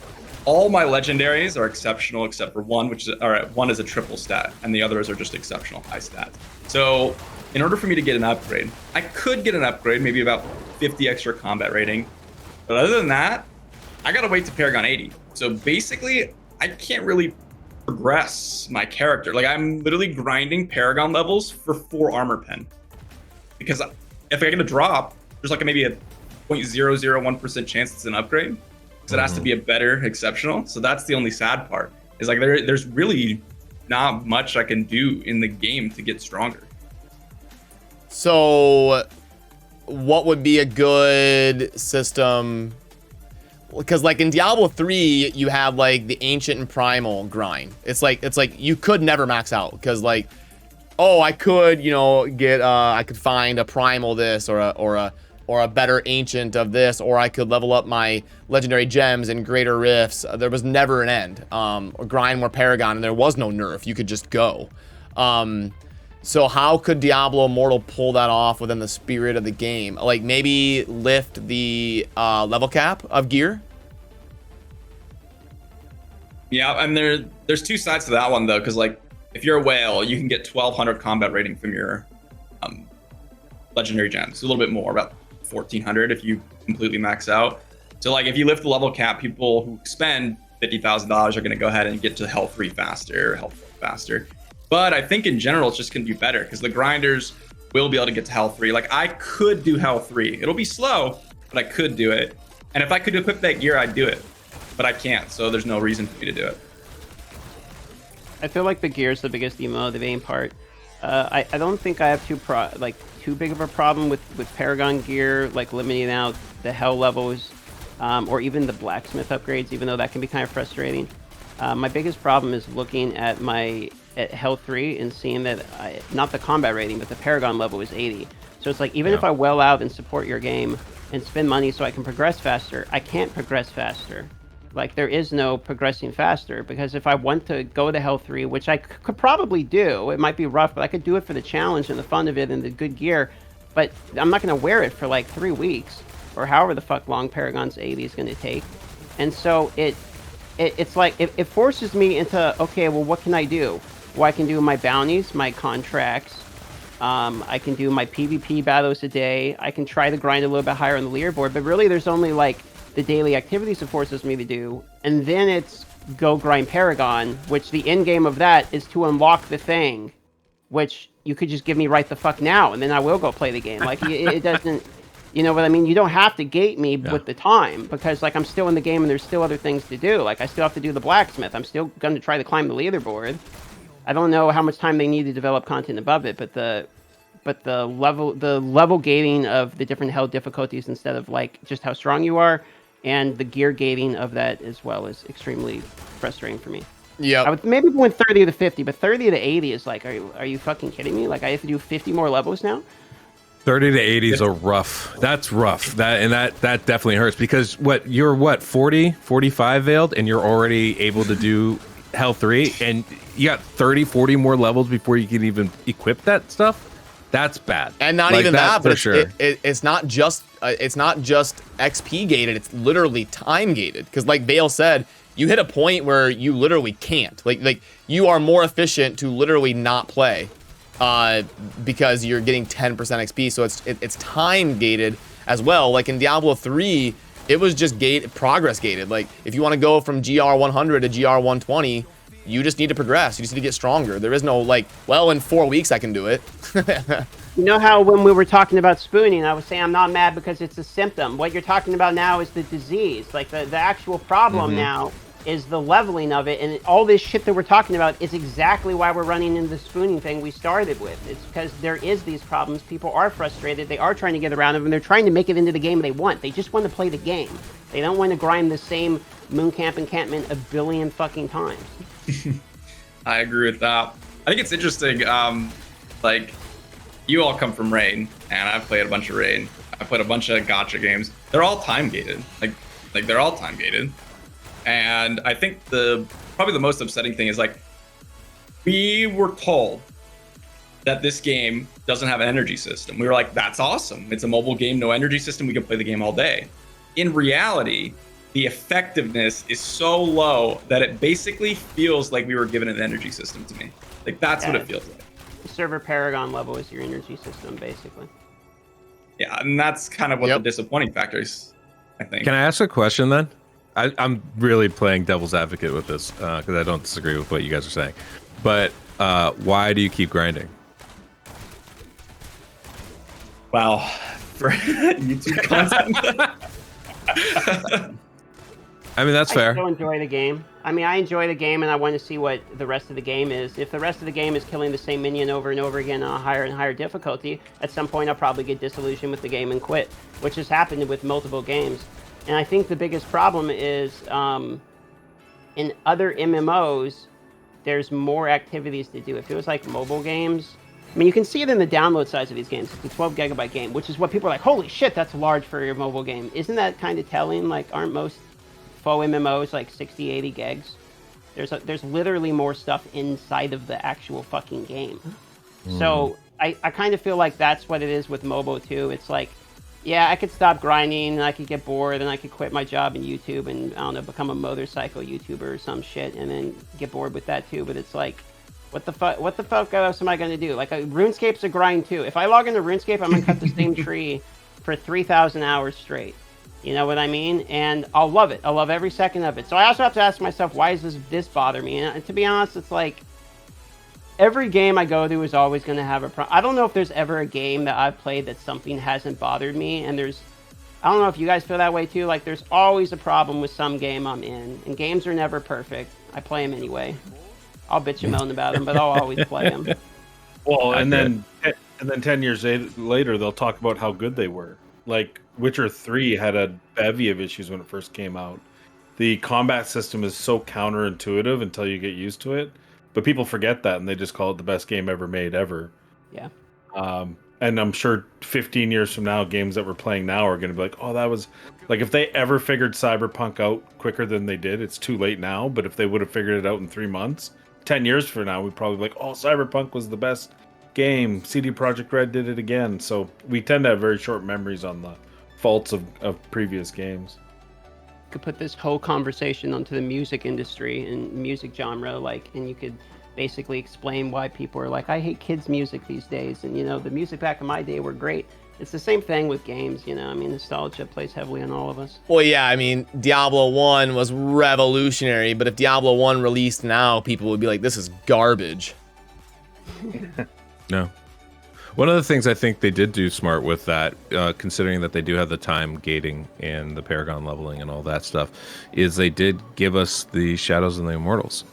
Because anybody competing at that high a Paragon level is probably part of the Shadows and the Immortals. And that gives you that incentive to keep that grind going. Even with that. Which I think is, you know, it's kind of smart on their part. It's frustrating to have to deal with it, but it's, you know, that's part of it. We should all just probably have, you know, 5 level 60 characters at this point. That's what I was gonna say. I was like, answering your question a little bit more. I know Darth just started a wizard. I myself have a level 37 monk. that's the most exciting part of the game. Like after tonight, if how this battle goes, I feel like I've grinded to the point where, like we've gotten to the point where okay, this is the make or break, right? And then after this, it's like, well, I feel like I can reinvest my time into the other classes. And playing another class is insanely fun. When you've been playing 300 hours, killing the same monster with the same abilities, running another class, life-changing. Well, and the other thing about that is it's like we're sitting here trying to make the game into what we think it should be and how we want the game to be, a super high competitive, massive MMO that's basically a PC game on phone, to the level that we want it to be at, right? And the game is telling us that's not what it is. And so it's like, what I'm going to do is I'm like, okay, we're going to get Immortal. I've tried grinding 16 hours, 18 hours a day. That was when literally the people who are making the game are actively saying that is not what we want. This game is not designed to be.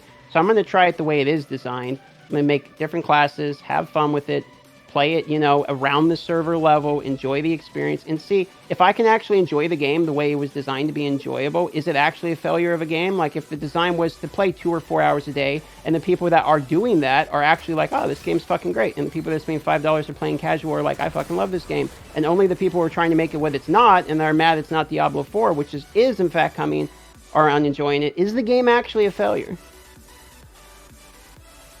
Yeah, I agree. If they I mean, fixed the monetization. Sorry, go ahead, Capper. I was just gonna say a perfect example is I have a wizard that's now Paragon 5, and while talking to Build yesterday, what did I get? 3 levels off of like your 1 bar? I got 1 bar of XP, half a bar of XP, and this man turns in the monstrous essence and does a little bit of farming in 3 levels. Yeah. You and I could spend the same amount of time in here and look at, like, my main's not suffering. I'm 2 levels behind you. Like, I'm not suffering on my main at all. And you're probably spending a little bit more time, but I would say we're probably even because you do a lot of admin stuff. Yeah, but compare Veiled's gear to yours. That's the thing. Like that time you spent on your alt, what if you farmed, an upgrade? And that stacks over the course of a month, He's also got a few more bucks in the game too, which I think would, if I just dropped 500 right now, I could, with a little bit of RNG, be close to level. Probably more. Well, that's really only resonance. You still need the gear, like you still need to grind the gear as well. That takes us. The gear thing takes us back to the whatever difficulty caps, right? Where it's like Veiled's hitting that point where like him getting better gear is like, adding nickels and dimes to your car payment. Like it's not going to make a huge difference, right? Whereas once you in the earlier levels it matters a lot more, I think. But like once you hit 40 or so, now you got another 40 levels to grind before you can put on significantly better gear or better set pieces and stuff like that. I think combat rating is misunderstood as well. So if you have more combat rating than your opponent, it almost doesn't matter. The only thing combat rating is there for, basically, is to gear cap you or to make a gear check, right? So if you have the combat rating, you're doing even damage. If you have 1,000 more combat rating than your opponent, you do like 22% increased damage. Like I could literally check my gear right now. I have 835 more combat rating than my opponents in Hell 2, and I'm dealing 20% increased damage. That's it. So what really matters at that point is resonance. That's it. Yeah. How do you give resonance, Veiled Shot? Oh my goodness. Well, we have Eternal and Legendary Crests here on the docket and monetization on the next topic. Yeah, and we'll get into that, but it's also part of the grinding. But yeah, that is a good segue, and these two will probably go hand in hand, like the Eternal Legendary Crests and how that's designed, and then the monetization, and then we're gonna get into a live Q&A where you guys can put questions in the chat, and we'll talk about them real quick. So this will be kind of our. One more thing. What's that, Smiley? Can I add one more thing, though? Yeah, of course. Go ahead. So I think I did say in the beginning, asking the question, or saying this feels like it's meant to be a casual game, or for casual players. So if the people that are competing or just people that are grinding like crazy, and the people that are free to play, the people that are in between somewhere, if everybody's complaining about the game, then doesn't it feel like it's just meant to be for casual gamers? Well, yeah, Yeah. for sure. Right, in its current form, yeah. Yeah, so I totally agree with what Darv was saying before, that I think it's meant to be for casual gamers. I don't think it's really meant to Yeah. be for competitive gamers, I guess. It's not Diablo 4. And Well- people are trying to make it Diablo 4, and they're mad because it's not. The other day, Darth had a really good point, and that is you physically cannot make everybody happy. So what they're doing very clearly with the design of the game is, you know, the way Darth worded it, you've got the 3 types of players. You've got your free-to-play casuals. You've got your heavy whales that jump in and spend, and then you've got your like RPG grinders. That's kind of like your 3 types of people, and one of them's going to be upset no matter what. So what they're doing is they're catering to the 2 ends of the spectrum, the free-to-play casuals and the hardcore whales. And the people that end up getting frustrated are the people like us that are, you know, the actual like grinders. And maybe that's because they think we're the smallest population, but you would think the whales would be. So it'd be interesting for Darth to expand on that. Did I get that mostly right? I mean, I feel like that's kind of how I feel about it. I think Smiley's kind of playing it how I am, and I just honestly believe that there's a multiple different types of players, and I think the types of players that are the most vocal and probably, you know, the ones that all watch YouTube videos and the ones that are going to go leave reviews and the ones that are going to go on Twitter are all mostly the super hardcore gamers. Like, I think most hardcore gamers, and which I would consider myself, by the way, are not going to enjoy this game. Like, this is not designed for hardcore gamers remotely. And I think if hardcore gamers pick up this game and look for a hardcore game, they're going to hate it. And I think they also probably hear me say this and think, well, just because I like hardcore games doesn't, you know, this is not meant for hardcore game. It doesn't make it not a shit game. And it's like, yeah, you're right. There's tons of problems with it. Monetization's pretty greedy. No one here is defending that. I don't think anyone would try to defend the monetization system. We all pretty much agree with that take. I think what we're trying to say is that this might have a Diablo skin, but this ain't actually the Diablo game you guys are used to. Like, and I think that's readily apparent. That it's supposed to be Diablo. It's Farmville Diablo. Like, I don't know what else to say. Like, it is a much skinned down version of Diablo. This is how I feel about it. It's not a fully fledged version, and it's designed for people that are not the demographic that is normally going to play Diablo. So it does seem like a weird marketing decision, but it definitely does seem like this game's designed. I'm pretty hardcore in believing what Smiley's saying, which is this game's designed for casuals. I don't think this is designed for the majority of the people that you would think this would have been designed for. Well, yeah, that's the clash of the Diablo IPs, because typically it's always been designed for the insane grinders, you know? Yeah, I mean, I think Blizzard literally made perhaps one of the best games for their audience. I really do think so. And I think that Smiley and Darth are hitting it on the head. Like, I do think that it's a casual game. It's not my preferred style of game.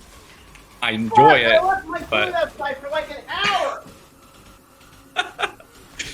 Oh, well.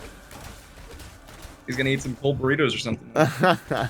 Cool, well, I don't mind the way that the game is. It's just that I wish that they wouldn't set so many limits. Sorry, I'm just back. But yeah. Oh yeah, Cold Brew, are you gonna come on camera now? Drained and shit. For our last topic here, come on, Cold Brew. Yeah. Come on. Let me set it up. Give the people what they want. They need their dose of Cold Brew. Let me load up. 6 ounces. How do you not have a coffee sponsor, by the way? How is that not a thing? Why can't I buy cold brew? Cold brew. The ladies, the ladies tune in for Cold Brew and Kyer, and they're not getting either one today. So we need at least one of you to pop on here. Nominate Cold Brew.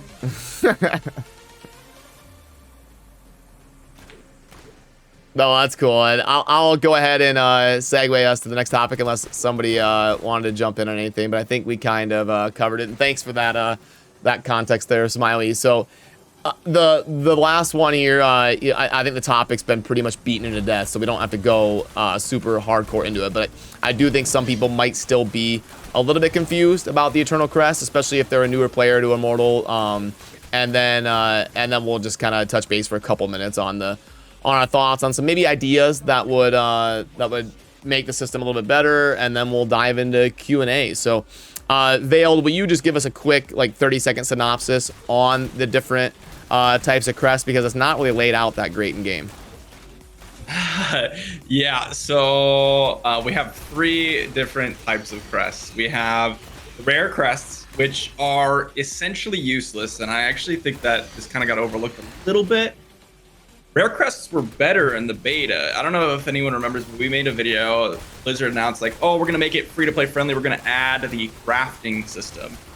I'm sure all of us have experienced the free-to-play crafting system where you can craft one-star legendary gem every 10 days. It's just not useful. And that's the only regular supply that free-to-play players get. And then you have the legendary crests, which are in the bundles of the game. So usually they're offered at cheaper prices, usually anywhere from around $1.50 to $2. Some of the early packs can be like $1 per crest. And then you have the eternal legendary crests, which are priced at $2.22 US dollars. And that is based on the $100 eternal orb packs. And these ones are especially expensive because Blizzard decided that you need to pay more if you want to use the market, because you can only sell the legendary gems that drop from the eternal legendary crests, which are only purchased by eternal orbs. There is. Yep.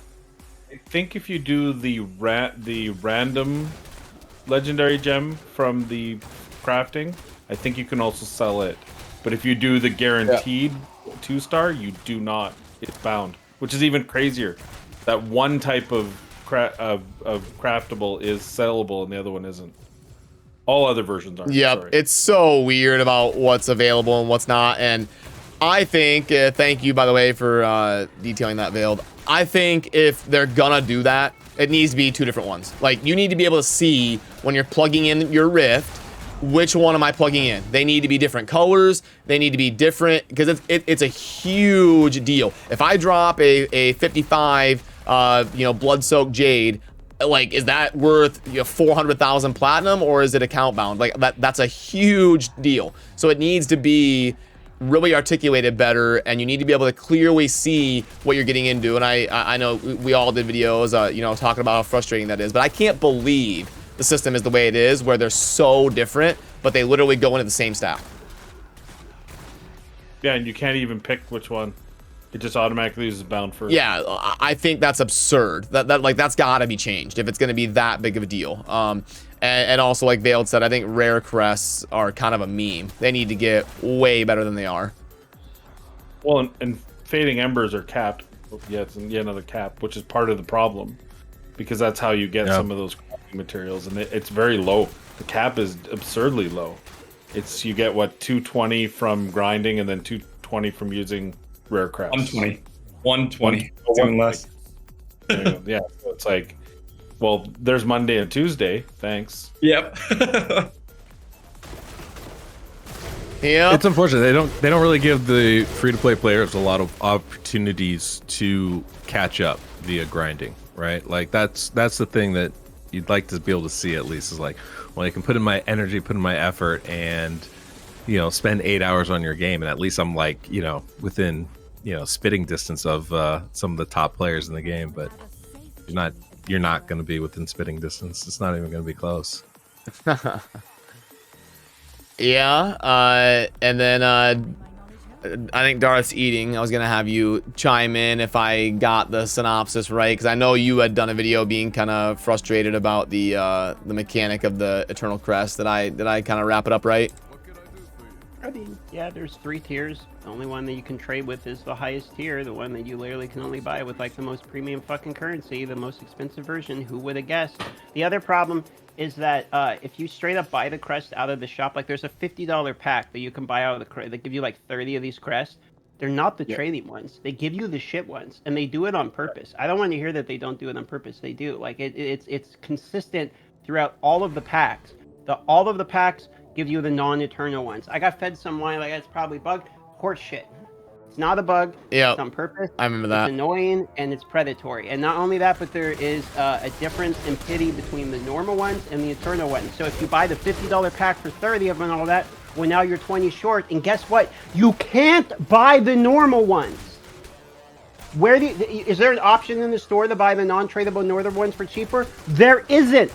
So you can't complete your pity until another $50 pack rolls around, or until you buy the 3 crests, like $6 at a time. Yeah. It's horseshit. Or the monthly hilts, the one you get for monthly hilts. Completely, it's not fair. It's not okay. Yeah, no, I agree. I think that's alarming. That is awful that they're lumped into the same thing, and it's completely deceitful. Like Darth and a lot of us are literally full-time content creators that were dedicated to Diablo Immortal, and we didn't even know. Like, that's how deceitful it is.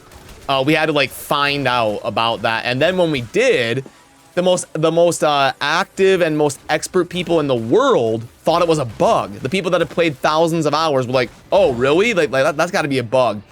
That's how alarmingly bad it is. Welcome to mobile games. Yeah. If you have thousands of hours of mobile game experience, you know that's not a bug. That's intended monetization mechanic. That's a feature. Well, yeah. well, there's that, but like it's so unprecedented that even all of us, within this space didn't see it, and it's shocking to us. Yeah. Like.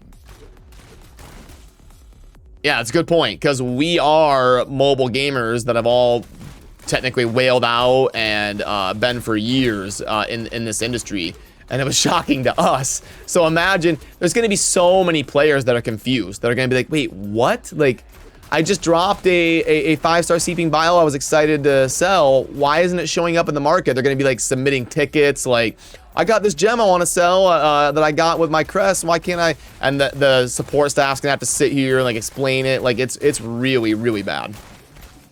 I think what's super sad is, like, as Deadwood said and Capper, very briefly, but Deadwood was like, you can't grind as a free-to-play player.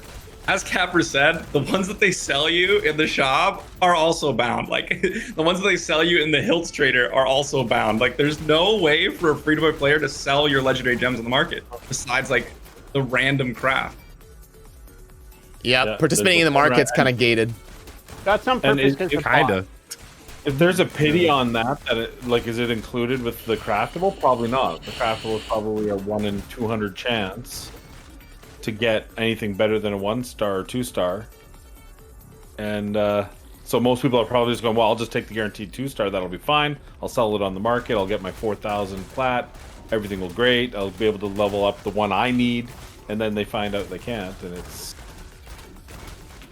it's crazy. I thought I just misread something when I first didn't see it in, like, I was going to put my first one in the market. I was like, oh, okay, well, I must have misread. So maybe that was my freebie or something. Maybe that was a from buying the cosmetic pack instead of the regular battle pass. But no, it was all of them. All of the battle pass ones are the crappier ones. Correct me if I'm wrong. So the only way is to buy orbs. Which I'm okay with. The most obvious predatory piece. You can't buy a proper amount of orbs to crest ratio, and that's the only thing you're using orbs on. That and upgrading your gear, and then so you buy 30 and oh wait, I have room for 8 more. Well, I need 10 more because I'm that's a 10 pop. So then you buy another. It's just it gets frustrating. There's people in the chat saying like, it's up to the consumer to be aware, buyer beware, basically. And it's like, let me put it this way. They made them the same goddamn color on purpose. Yeah, it's pink and purple. And on the picture, when you go to buy them, when you go to buy the 30, it shows a chest of the pink ones, which are the expensive ones coming out. But when you buy it, it's the purple ones. So I don't want to hear that argument. Yeah, no, and there's what I said before, yeah. There's actually laws. Oh, go ahead, Cold Brew. Yeah, it's what I said before multiple times with the Elder Race. When you go in there, there is the rare crest and the legendary crest. It doesn't specify 3 types of crest. It says rare and legendary. You put in the legendary crest. And that was the idea. There's nothing to read. Yeah. If you go to the shop, it says, here's the eternal legendary crest. It doesn't say gives you a non-bound or unbound one. It just says, here's your eternal legendary crest. There's nothing to read in the shop. Go look right now. There's one that was somewhere in the shop. It does tell you will reward you if you click on it itself. The actual icon will say reward you with a legendary tradable gem, like that can be placed in the market. And the other one just says rewards you with a legendary bound gem. Doesn't say that you can't trade them like whatever. It says bound. That you have to go to the one that you got from the bundle and click on that individually in your inventory, and then it will show it. Yep. And the point I was going to make to wrap up that perspective, because I think that's an important clarification. A lot of people are going to say, well, it's on you to know. You're playing the game. You're buying it. There are actually laws against deceitful or deceiving buyers. Like, you'll see court cases all the time. Somebody lists, an iPhone 13 Pro Max on eBay, and then in the small print, it says, this is just a picture of the iPhone 13. Then the person buys it for $1,000, and they send them a photo of an iPhone 13. And they're like, I put in the small print that it's just a picture. It's on them to read, and the judge will always rule against them. They'll be like, no, you're clearly screwing over consumers. So that's kind of what Blizzard's doing here. They're very clearly intentionally deceiving you and being like, well, I mean, if you did the research and you really looked into it, you would know that the crests are different and how the market works. So they're obviously abusing a gray area, and I think we're all kind of in agreement. They have separate pity. Like, they have separate pities. Like, you can sit here and argue about all you want, and it's the person's fault for being stupid because technically somewhere in the small print it says it. But it's like, okay, so they'll go by the spirit of the game with their rules when it comes to things like spooning, which isn't technically illegal. But we don't go by the spirit of the shop purchases. Fuck off. And then why do you have separate pities as well? Oh, I know, because you can't buy the normal ones, bro. So you have to buy the expensive packs to get them over the top. Like, there is no other reason. The only other argument is because it's bobbing, which is the reason you can't have it from the empowered battle pass, because you can delete a character, remake it, and get all of the powered battle pass rewards again. And if you could sell them, you would just delete and remake a character to get the fervent thing and just plunge the market to zero with bots. So there's reasons as to why brand new free-to-play doesn't get a tradable gem in the beginning, but for paying people spending thousands of dollars to trick them into two separate pities and make their gems unsellable, with some of them, is sneaky. And why do they also put the unsellable ones first? And you can't control which crests go in there either. All of it's sneaky. I don't like any of those points. Yeah, exactly. That's like I said, they need to be separate. You need, when you're plugging into the Rift, they have to be separate if it's going to be how it is. It needs to be Eternal Legendary crests that are like pink, Legendary crests that are purple, and Rare crests. 3 different ones so that you at least can control it, like you said, because the way it's designed right now is absolute BS. So I think we all are in agreement in that, unless anybody else has a different perspective before we all get too excited here. Burn it down. That's right. That's right. To the ground, yeah. Well, I know we've Do all you guys kinda... think? Yeah, go ahead, Cold Do you guys think that the game would have had a better launch if all these monetization things were a little bit tamer? Do you think that all this negative backlash caused maybe the reaction of the audience to be much less than we thought it would be? No. Yeah. I don't think so. I think that... No. Here's the thing. I think that the argument from people saying that, oh, it's just because of the gambling is disingenuous. I actually think that they're using that as an argument because it's the stronger argument. And any monetization in any of the game, if it makes your character stronger, like, they're gonna have a problem with. And so I think that they're just using it as like, okay, because it's gambling, this is a problem, this is what we could fight against. But any monetization in terms of pay to win is a problem, and I think they would still have a problem with it no matter how small it was. Well, there's also a difference between mobile, like, we're mobile creators, right? So we're used to this type of thing.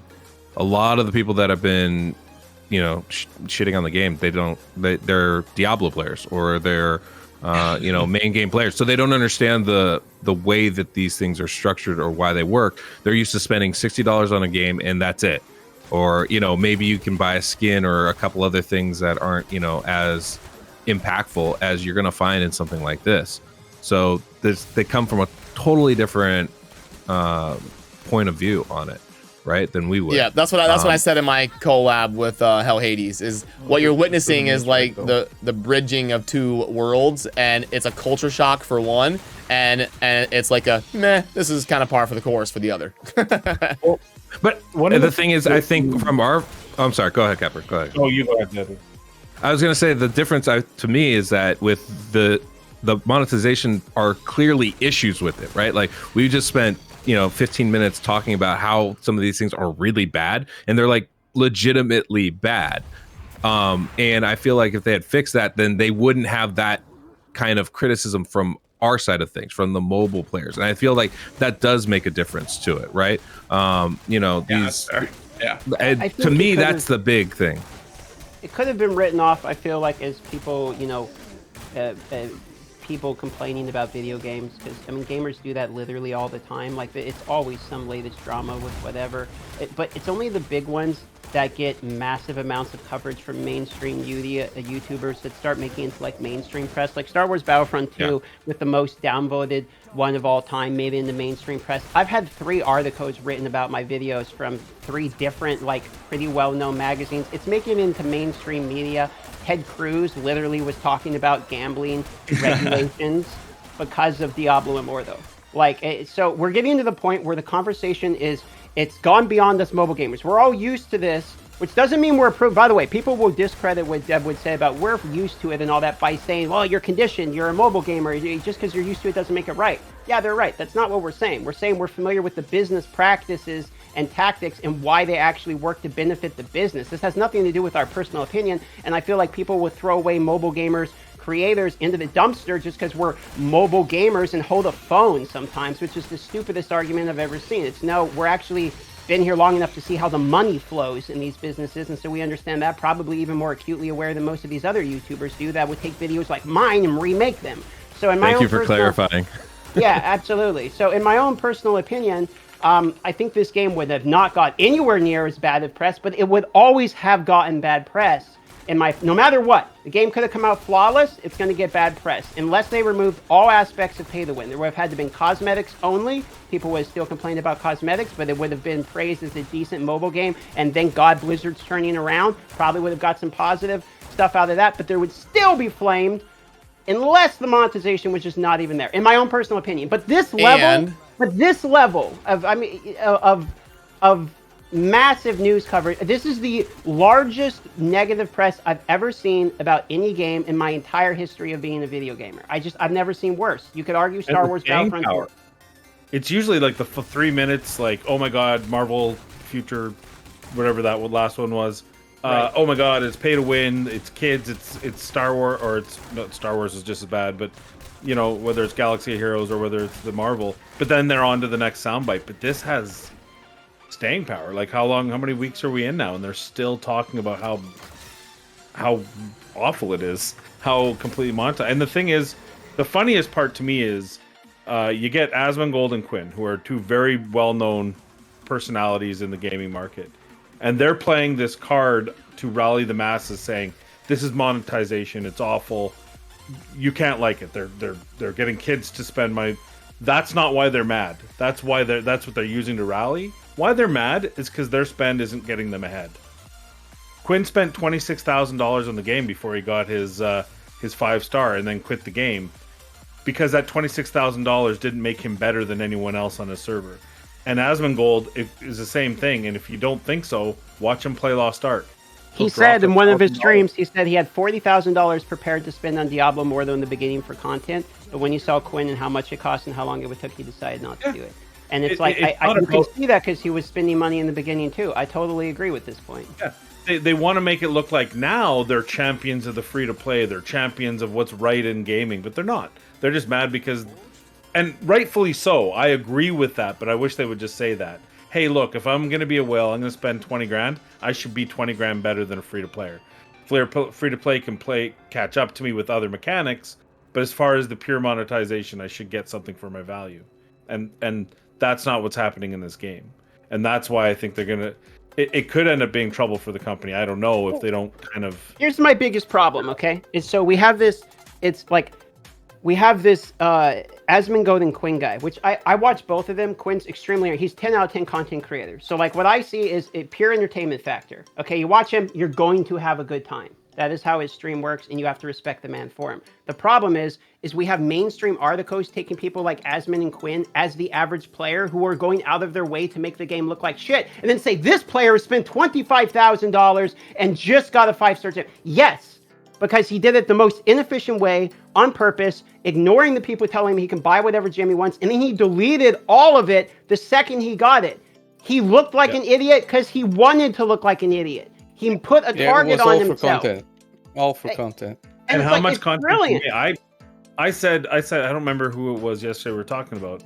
I said, the reality is, those guys have probably taken more money from miners who jump on the hype trains, that sub to them, that spend $20 so they can have their text to type or type to voice than any Diablo Immortal, because a 20-year-old or a 15-year-old is not going to drop 26 grand on this game. A 30-year-old from New Zealand is, and we saw it, and he did it and probably made money off of that, you know. But they don't mention. He had donations. He had donations for some of the packs. His stream chats pay the win, bro. And then the fact is then you have the companies that are the mainstream media that will then use whatever they want to promote their idea, which is like, so I had an interview with the Washington Post, which was super great. Gene Park's awesome person, but they used the half of my interview, which stated that Diablo Immortal has lots of monetization problems, right? But then the back half where I talk about how content creators are going out of their way to make content off of it with misinformed information in order to make content out of it gets cut from the interview. So the only part that makes it is about Diablo Immortal being shit, but there's context around it. So what we have is all of these snippets. Like Josh Strife Hayes made a video 24 hours after the one I made about breaking the Legendary Crest thing. He made an add-on to his previous video about the Legendary Crest.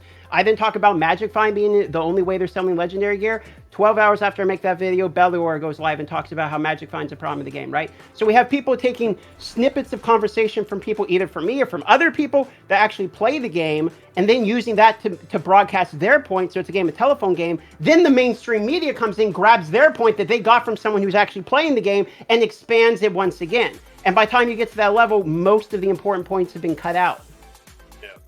And it's the telephone game, so even the valid points have been misconstrued. Like, I remember reading one article saying you had to pay money just to get to level 60, which is the least true thing. I've seen that too. That's the time you don't spend money because you don't have the gear to put the sockets in. You don't have, and your gear is changing so quickly. You're leveling up at a pace.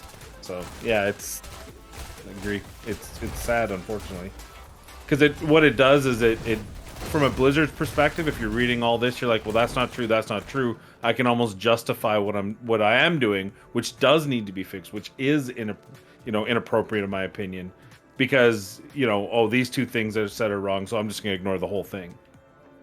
Yeah, interesting point actually. Capper, I actually agree with that 100%, and I think that ironically they're probably doing more harm than good, like overall by far. I think just. They think everyone thinks they're rallying around a good cause. I think because they're so misinformed. Like, I'm sure all of us have seen, the 1 minute or the 10-minute YouTube videos. They're jumping in the game. They're level 2. They're running through the beginning of the Wortham area or whatever, and that's their gameplay. That's their credibility. And you have people believing what they're saying, and Blizzard could turn around and just be like, yeah, well, they don't know the whole story, and nothing ever changes. Or Nate on me, by the way. But yeah, but that's just that's just how it works. People are gonna farm content lazily and like go with the popular narrative. It's just how it works. You're gonna see people level 48 talking about the monetization model and how they are forced to spend to get to level 60, and it's just flat out wrong. And I need you guys to come on me for the ornate chest, please. Can you say that again? What's that, Darth? Can you say that again? Phrasing? Guys taking forever over there. Okay, well then, that's a topic we could talk about for 5 hours, but we can move on to the Q&A and kick it off with a question from Joey B for Cold Brew here, asking how heavy the crown is. How heavy? I'm still not the Immortal. There's like 6 hours. I'm just farming like an Immortal right now with the 300% buff. How's that going, by the way? Are you noticing a difference? I get nothing. Nope. Well, okay. I get lots of blues. So that's filling my inventory. Oh, cool. So you're going after the scrap. No Legendary set items or anything you could possibly want. I wish it worked that way. Apparently it doesn't. No legendaries. Everybody is farming like crazy at this moment also. So everywhere is packed. Oh, yeah. And it's for you right now, it's what, like 8 or 9 p.m.? 11. Oh, really? Oh, okay. For me, but most of Europe it's 10:30. Like UK it's 9:30. So it's still a good time. Yeah. Okay, cool. And Jenny, thank you for that. And yeah, you guys go ahead and drop questions in the chat, and we'll do our best to get to them. Hey, chosen / esteemed streamers from Spezzy, what goes away when the new Immortals reign? Shadow status, clan, shadow rank. What else? I think Veiled has a pretty good understanding of that. All shadow clans are deleted, basically. Yeah. Yep, but exactly. When the new Immortals come into play, so the Immortal Reign lasts for however long until someone else takes the new Immortal Reign. When that happens, as Cold Brew said, all shadow clans get erased. And then you have to create new shadow clans, basically, and go ahead and go through the process of ranking up your shadow clan to be able to challenge the Immortal again. So the only thing is you don't remove your shadow status. Like, you still are a shadow, but your shadow clan itself doesn't have like the same progression in terms of it, from what I understand. And on top of that, you're also not going to have the ability to challenge the Immortal until you reach those farther stages. So if your clan isn't as active, the Immortal can reign for as long as until someone challenges them and actually puts up a fight. Other than that, there isn't really too much difference. The one big thing, though, is that because people are first starting being Immortals, like, it wasn't possible before. Yeah, where when you do the Raid the Vaults, you'll be fighting against real players. Raid the Vaults will turn into PvP matches, from what I understand. So this is a huge change for Shadows. A huge change for Shadows, because it's going to be super tough. If those Wardens, if you screw up on a Warden, you're going to have players showing up and killing you. And That's yes, massive. your rank will reset. Your personal shadow rank does reset. Yep. And then Senti coming in. What's the community in Diablo Immortal like compared to Raid? You want to take that one, Darth, or you want me to start it up, or does anybody want to jump in on that? Immortal compared to Raid? To be Yeah, honest, just the I'm sick community of- aspect of it. Oh, the community. I was going to say, I'm sick of comparing these games because they're literally nothing like Yeah, no, just the community yeah. aspect of it. Well, I would say this game has better in-game community, like, very easily. The entire game's built around the fact you can do stuff actually together. With like, the I other, can actually see the other person in the game. I mean, there's no points in Raid Shadow Legends at any time do I either see the inventory that someone has or even the character. In Diablo Immortal, I can literally look at someone's hero, see their inventory, see the items they own, see all of that. Raid has nothing outside of what other people have made for the program itself. There is no way to like look at anything about the other players, like, at all, unless we're talking about Arena, where you can kind of click on some people that only show up there. And there's no aspect in which you can do anything except see people's clan boss. There's nothing in the game for team play. It's a single player game. Raid is basically a single player game, minus some competitive aspects to make people spend money. For most intents and purposes, is a single player, very expensive RPG. Not a legendary. Okay, picking up. Yeah, my perspective would be, yeah, obviously because you can actually party up and play together. Like you know, I've ran 2 different Discord servers, you know, of thousands of people, and like the voice chat is way more active in Diablo Immortal because people are actually like playing together, and it is. I think the content creators and kind of like the big people in the community are really tight knit in Raid, but that's to be expected because they've all been kind of working together and collabing for like 4 years, at the 3-4 years, and so that'll come with Diablo Immortal in time. But yeah, I think just because of how the game functions in terms of an RPG where you group up, you're gonna see a little bit more of an active community, and you can actually like see people in the game and do events with them, and you come across them actually in the game. I guess you do in Raid too, in the arena maybe, but yeah, definitely more of a community feel on Immortal. Did anybody else have something they wanted to get in besides me and Darth before I move on to the next question on that? I think it definitely helped from our perspective that we had already known each other from Raid. Like Warband Whiskey, we're pretty much six of us are in chat every night, chatting it up, having a good time, teaching monks that they can't pick on satyrs in PvP. That's not true. Fucking Fake love, news. bro. Fake Everyone- news. I'm still up 1 kill and I've retired, so you'll never see me again. Yo, I mean, I don't know. That's right. I was picking on Kyra the other day too. It was great. Yeah. Well, I mean, that's the fun of it, and I hope that they expand on that. That's my one big hope for Diablo is that they expand on this community ability to have a community because you play together.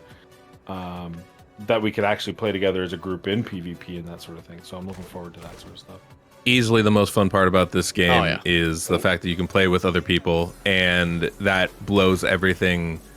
The enjoyment out of that blows everything out of any other mobile game I've ever played away. Like, it's just ridiculously fun. For me, the most fun in the game is something called Ancient Arena, where you get a group of 4 and you meet up. Everybody meets up at a certain place on the server, and everybody's party goes up against everybody else's party, and the party that wins gets a guaranteed legendary.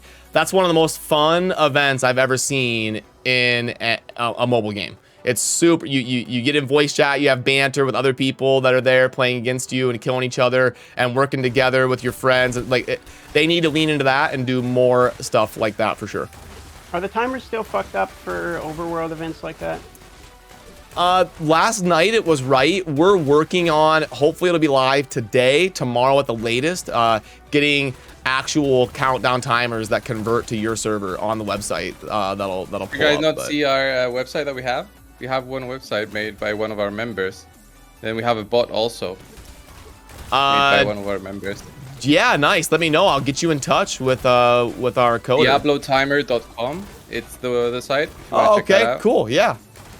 Have a look at it right now if you want. You can change your time based on your server. Okay, thanks for letting me know. I'll definitely have to let our coder know about that. That's really cool. Put it in the chat. I'll check it out. Yeah, that's super the cool. only problem is that a lot of people are taking the data directly from the game, and I have tried to do that initially, but you have to experience it and run through it because a lot of the in-game tooltips are just wrong.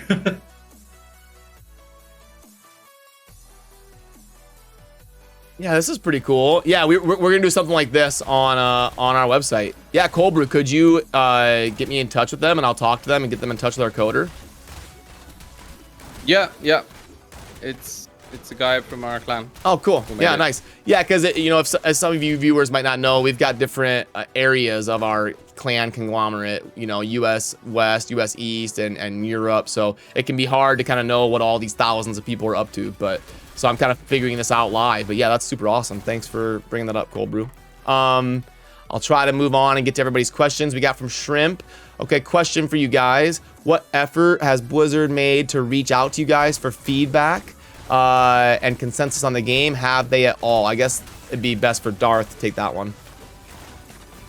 I mean, I'll cover it last. Let's see what they have to say about this first. Nothing. Yeah, the rest of us would be nothing. Like they've never tried to. I don't even know where to report bugs. There was a survey. There was a survey when you hit 60, I think. I deleted that. I did. Was there one? So there is a feedback group that gives feedback to the devs, and they do respond to said feedback. I don't know how much I can really go into detail, but I would say that I personally have had a fairly large amount of contact with Blizzard in terms of feedback in the game. To be bluntly honest, most of it was me complaining, like saying shit that needs to get fixed. Like that's been the majority of my contact, and then getting feedback on either design intent and all of the bits of information that I have available. I've been sharing in videos as soon as I'm allowed to do such. That's where I got information, for instance, like there is no cap in the game, like officially there's no cap, there's no diminishing returns, anything like that. I hope to continue to still have those contacts as time goes on, but I'm only limited to the stuff that I'm allowed to say, basically, that isn't NDA'd. And at the moment, Blizzard's been very good about basically anytime they give feedback or news or whatever you want to call it, they pretty much always instantly said, and you're allowed to tell your audience this at the same time. And most of it, there's been very limited amounts of feedback. It's been kind of the crucial bits, mostly bugs, things like the bandage fix and stuff like that. The first thing I did was send a list of bugs over there to kind of mention some of the issues, and I know lots of other people are doing an even more thorough job at like going through bugs and all that. So I would say what I can say is that there's a thorough amount of feedback that is going there, and I know there's a thorough amount of feedback that is being read. It's probably as much as I can give. Cool. Yeah.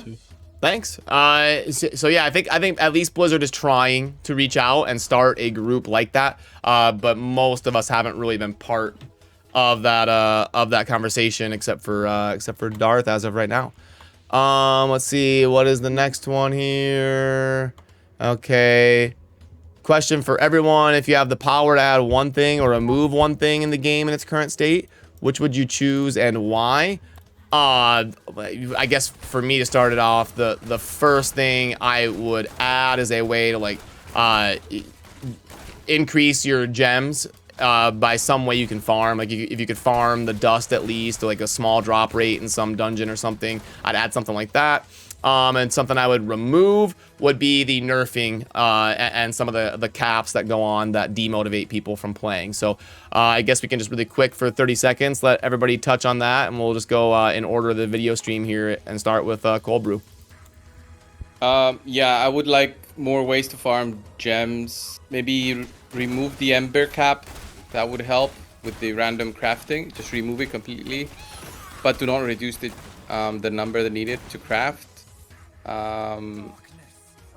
Yeah, I think gems need to be more accessible to everyone, not just the free-to-play. It looks like such a big mountain to climb, such a big hill to climb, to get one gem fully ranked up, that it seems impossible right now. 1 month in the game, three weeks in the game. Cool. And Darth? Wait, what exactly was the question? It was if you could remove one thing and add one thing, what would it be? And just like a quick little 30-second rundown. Oh, okay. I would probably say something different with the Paragon level. I honestly believe like the biggest problem at the moment is the game is sort of killing its own hype with how quickly. I'm okay with caps, to be honest, but I didn't think they'd be happening like this quickly. I feel like it only took literally a few days into the game before people were getting the feeling that the game wanted them to stop playing from the pushback from that. And a few days into the game, it's like people are still getting addicted to the game. Like even if there's no pay to win, like people are getting addicted to games. Make no mistake, you know. And in this same, like I'm sort of addicted to this one phone game. It's like not even pay to win. It's called Battleship. It's literally Battleship, like from when you were a kid. But you have like random ability, way better. Like yeah, I've been playing with Tyre. We've been playing against here. It's actually like really fucking fun. And that game's, you know, it's just a random fucking game. So my point being that people were still, even the free-to-play people are like still getting addicted to the game. Like they're pushing, they're still hardcore into the game. And I think if I could change anything, I would probably nerf the XP nerf somehow, or buff people at the layer. I would fix that problem. I don't know exactly how, to be honest with you guys. I don't know if anyone's got a perfect solution to that, but that's probably my number one. Yep, I can see all that, and I agree. Deadwood? I don't know what I would remove except for fixing the monetization stuff. Maybe just letting people. There's so much with that I would want to change. But the one thing I definitely think I would want to add, the very first thing, would be allow you to team up with people for arena. Whether that means a whole new arena. That's a good one. Yeah. Stage, yeah. Right? Where maybe it's just a team stage where, you know, that's where you can go if you want to team up. But 100%, because it's the most fun part about this game, and I want to be able to do that more. And that to me is a little bit frustrating. You know, I would even love to have like private rooms where we could take our clan and have clan, you know, that way we could provide our own content, right? We could do our own competitions within the game of being like, okay, we're going to take, you know, We're gonna see Prime 8-on-8. Let's see who can win. You know, something like that would be really fun. So I have a little bit of information on that, which is that they aren't ever going to add dueling in the game. Like they are particularly avoiding any instance of 1v1 combat. That is something that is not going to be added into the game. that's fine. Well, I think he was talking more about grouping up. Yeah, no, I understand. I versus just trigger the Team memory. That is good enough, though.